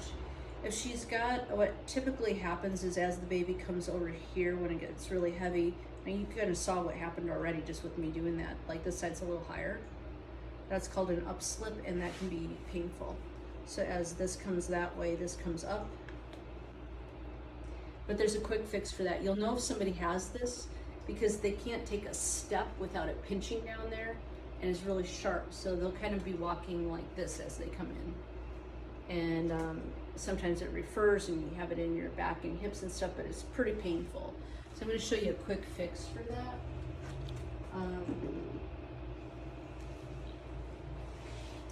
I'll do it with the completely draped, and I'll have you bend your knees and put your feet on the table and just bring both knees up. And then, and this is actually like a really good thing to do when you work hips on anybody, to reset the hips, because you worked all the way around and then you're kind of like ignoring the last joint. And we're not going to go in there with our hands and work on the pubic bone, obviously, so we got to do work on it some other way. But what I usually ask for permission and let them know, communicate what I'm about to do, and all I'm simply going to do is put my arm between your knees, and like my hand here and my elbow here. Is that okay? Yeah. Okay, so and they might need to, you kind of want their feet, you know, shoulder width apart, and I'm going to come in here like this, right, and make sure it's even, that they're not like rocked to one side or the other side, that they're even with their body. And then to protect myself, I'm going to kind of overlap my hands because sometimes people are really strong. I'm going to have her just start gently squeezing her legs together, so we don't want sudden movement. So I'll tell her just start applying some pressure, squeezing me, and then I'll tell her harder, right? And a lot of times you'll hear clunk, and that's that bone popping back into place. And relax. You don't want to have her keep doing it forever.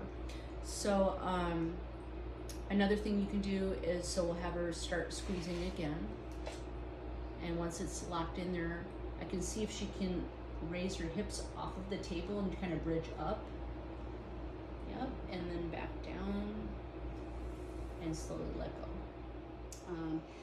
Usually, like during the day when a woman's walking around and going about her day, it's the baby's sleeping. It's in the bag of waters, and when the mom is moving, the baby's getting rocked. Oh, it's like a nice Right. rocking motion. And, They're like, and babies like a lot of movement. And when you think about it, even when she's asleep, she's still breathing. So the diaphragm's moving up and down, and the heartbeat's moving, and there's food moving through the intestines, and the baby's got a constant sensation of touch. It's really loud in there. It's like, shoo, shoo, shoo. You think it's like, oh, you walk on eggshells when the baby is born. But it's really loud in there, and rocking and all that. And then when they come lay down to get a massage, it's a little quieter, and they're still. And that wakes the baby up, and it's like their turn to move. So when you're not moving, then the baby's moving, and so it's really like, okay, now it's my turn to relax, and they can't because the baby's like all over the place and moving, and it's like, and then if they have some sugar, like if they had some juice or something like that, then the baby's really hyper in there and moving around. oh. Yeah, so better to avoid sugar and stuff like that baby's sensitive to, but Oh. yeah, so I don't think like in this position there's really much of anything different than you would do with a normal massage in a supine. She's just reclined a little bit is the only different part. I tilt the table up at work and at home. You might want where is it? I think it's under here. I keep it under here. Actually mentored a doula, and her husband was a woodworker, and he made me this stool that wouldn't be tippy toppy. It's like so solid, and I keep it here. It was such a nice present she gave me, or he gave me, but so I'm really short, and then when I recline my table, I can't really reach very well. So I keep it under my table for this, so then I'm a little bit taller. That's perfect. Yeah, now I can be up here. So then if I want to work on her neck, like I can get this pillow out, and then there's like this little table down here where the table used to sit on. I can set the pillow down there. And then I can just, do my normal, however you work on the neck. When they're laying flat, you can do the same thing here.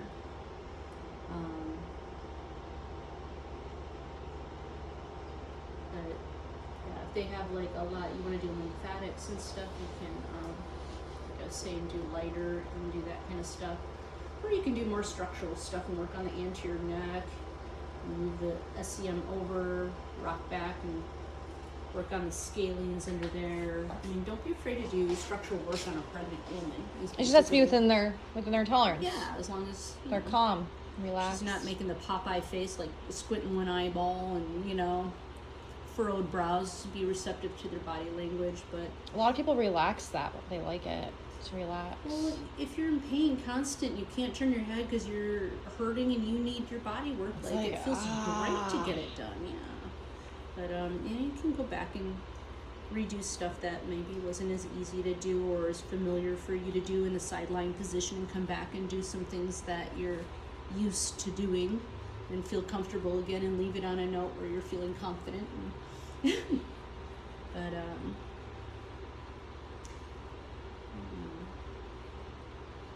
so I don't need to do like too much because I know you're gonna get work done again on her baby. So like if I'm doing all this stuff and I'm working, so I can do some mobile, like pin and stretch stuff here. I can still do my stretches and whatever, and then I'll bring her arm back, and then I'll like naturally just like kind of like put it on the baby.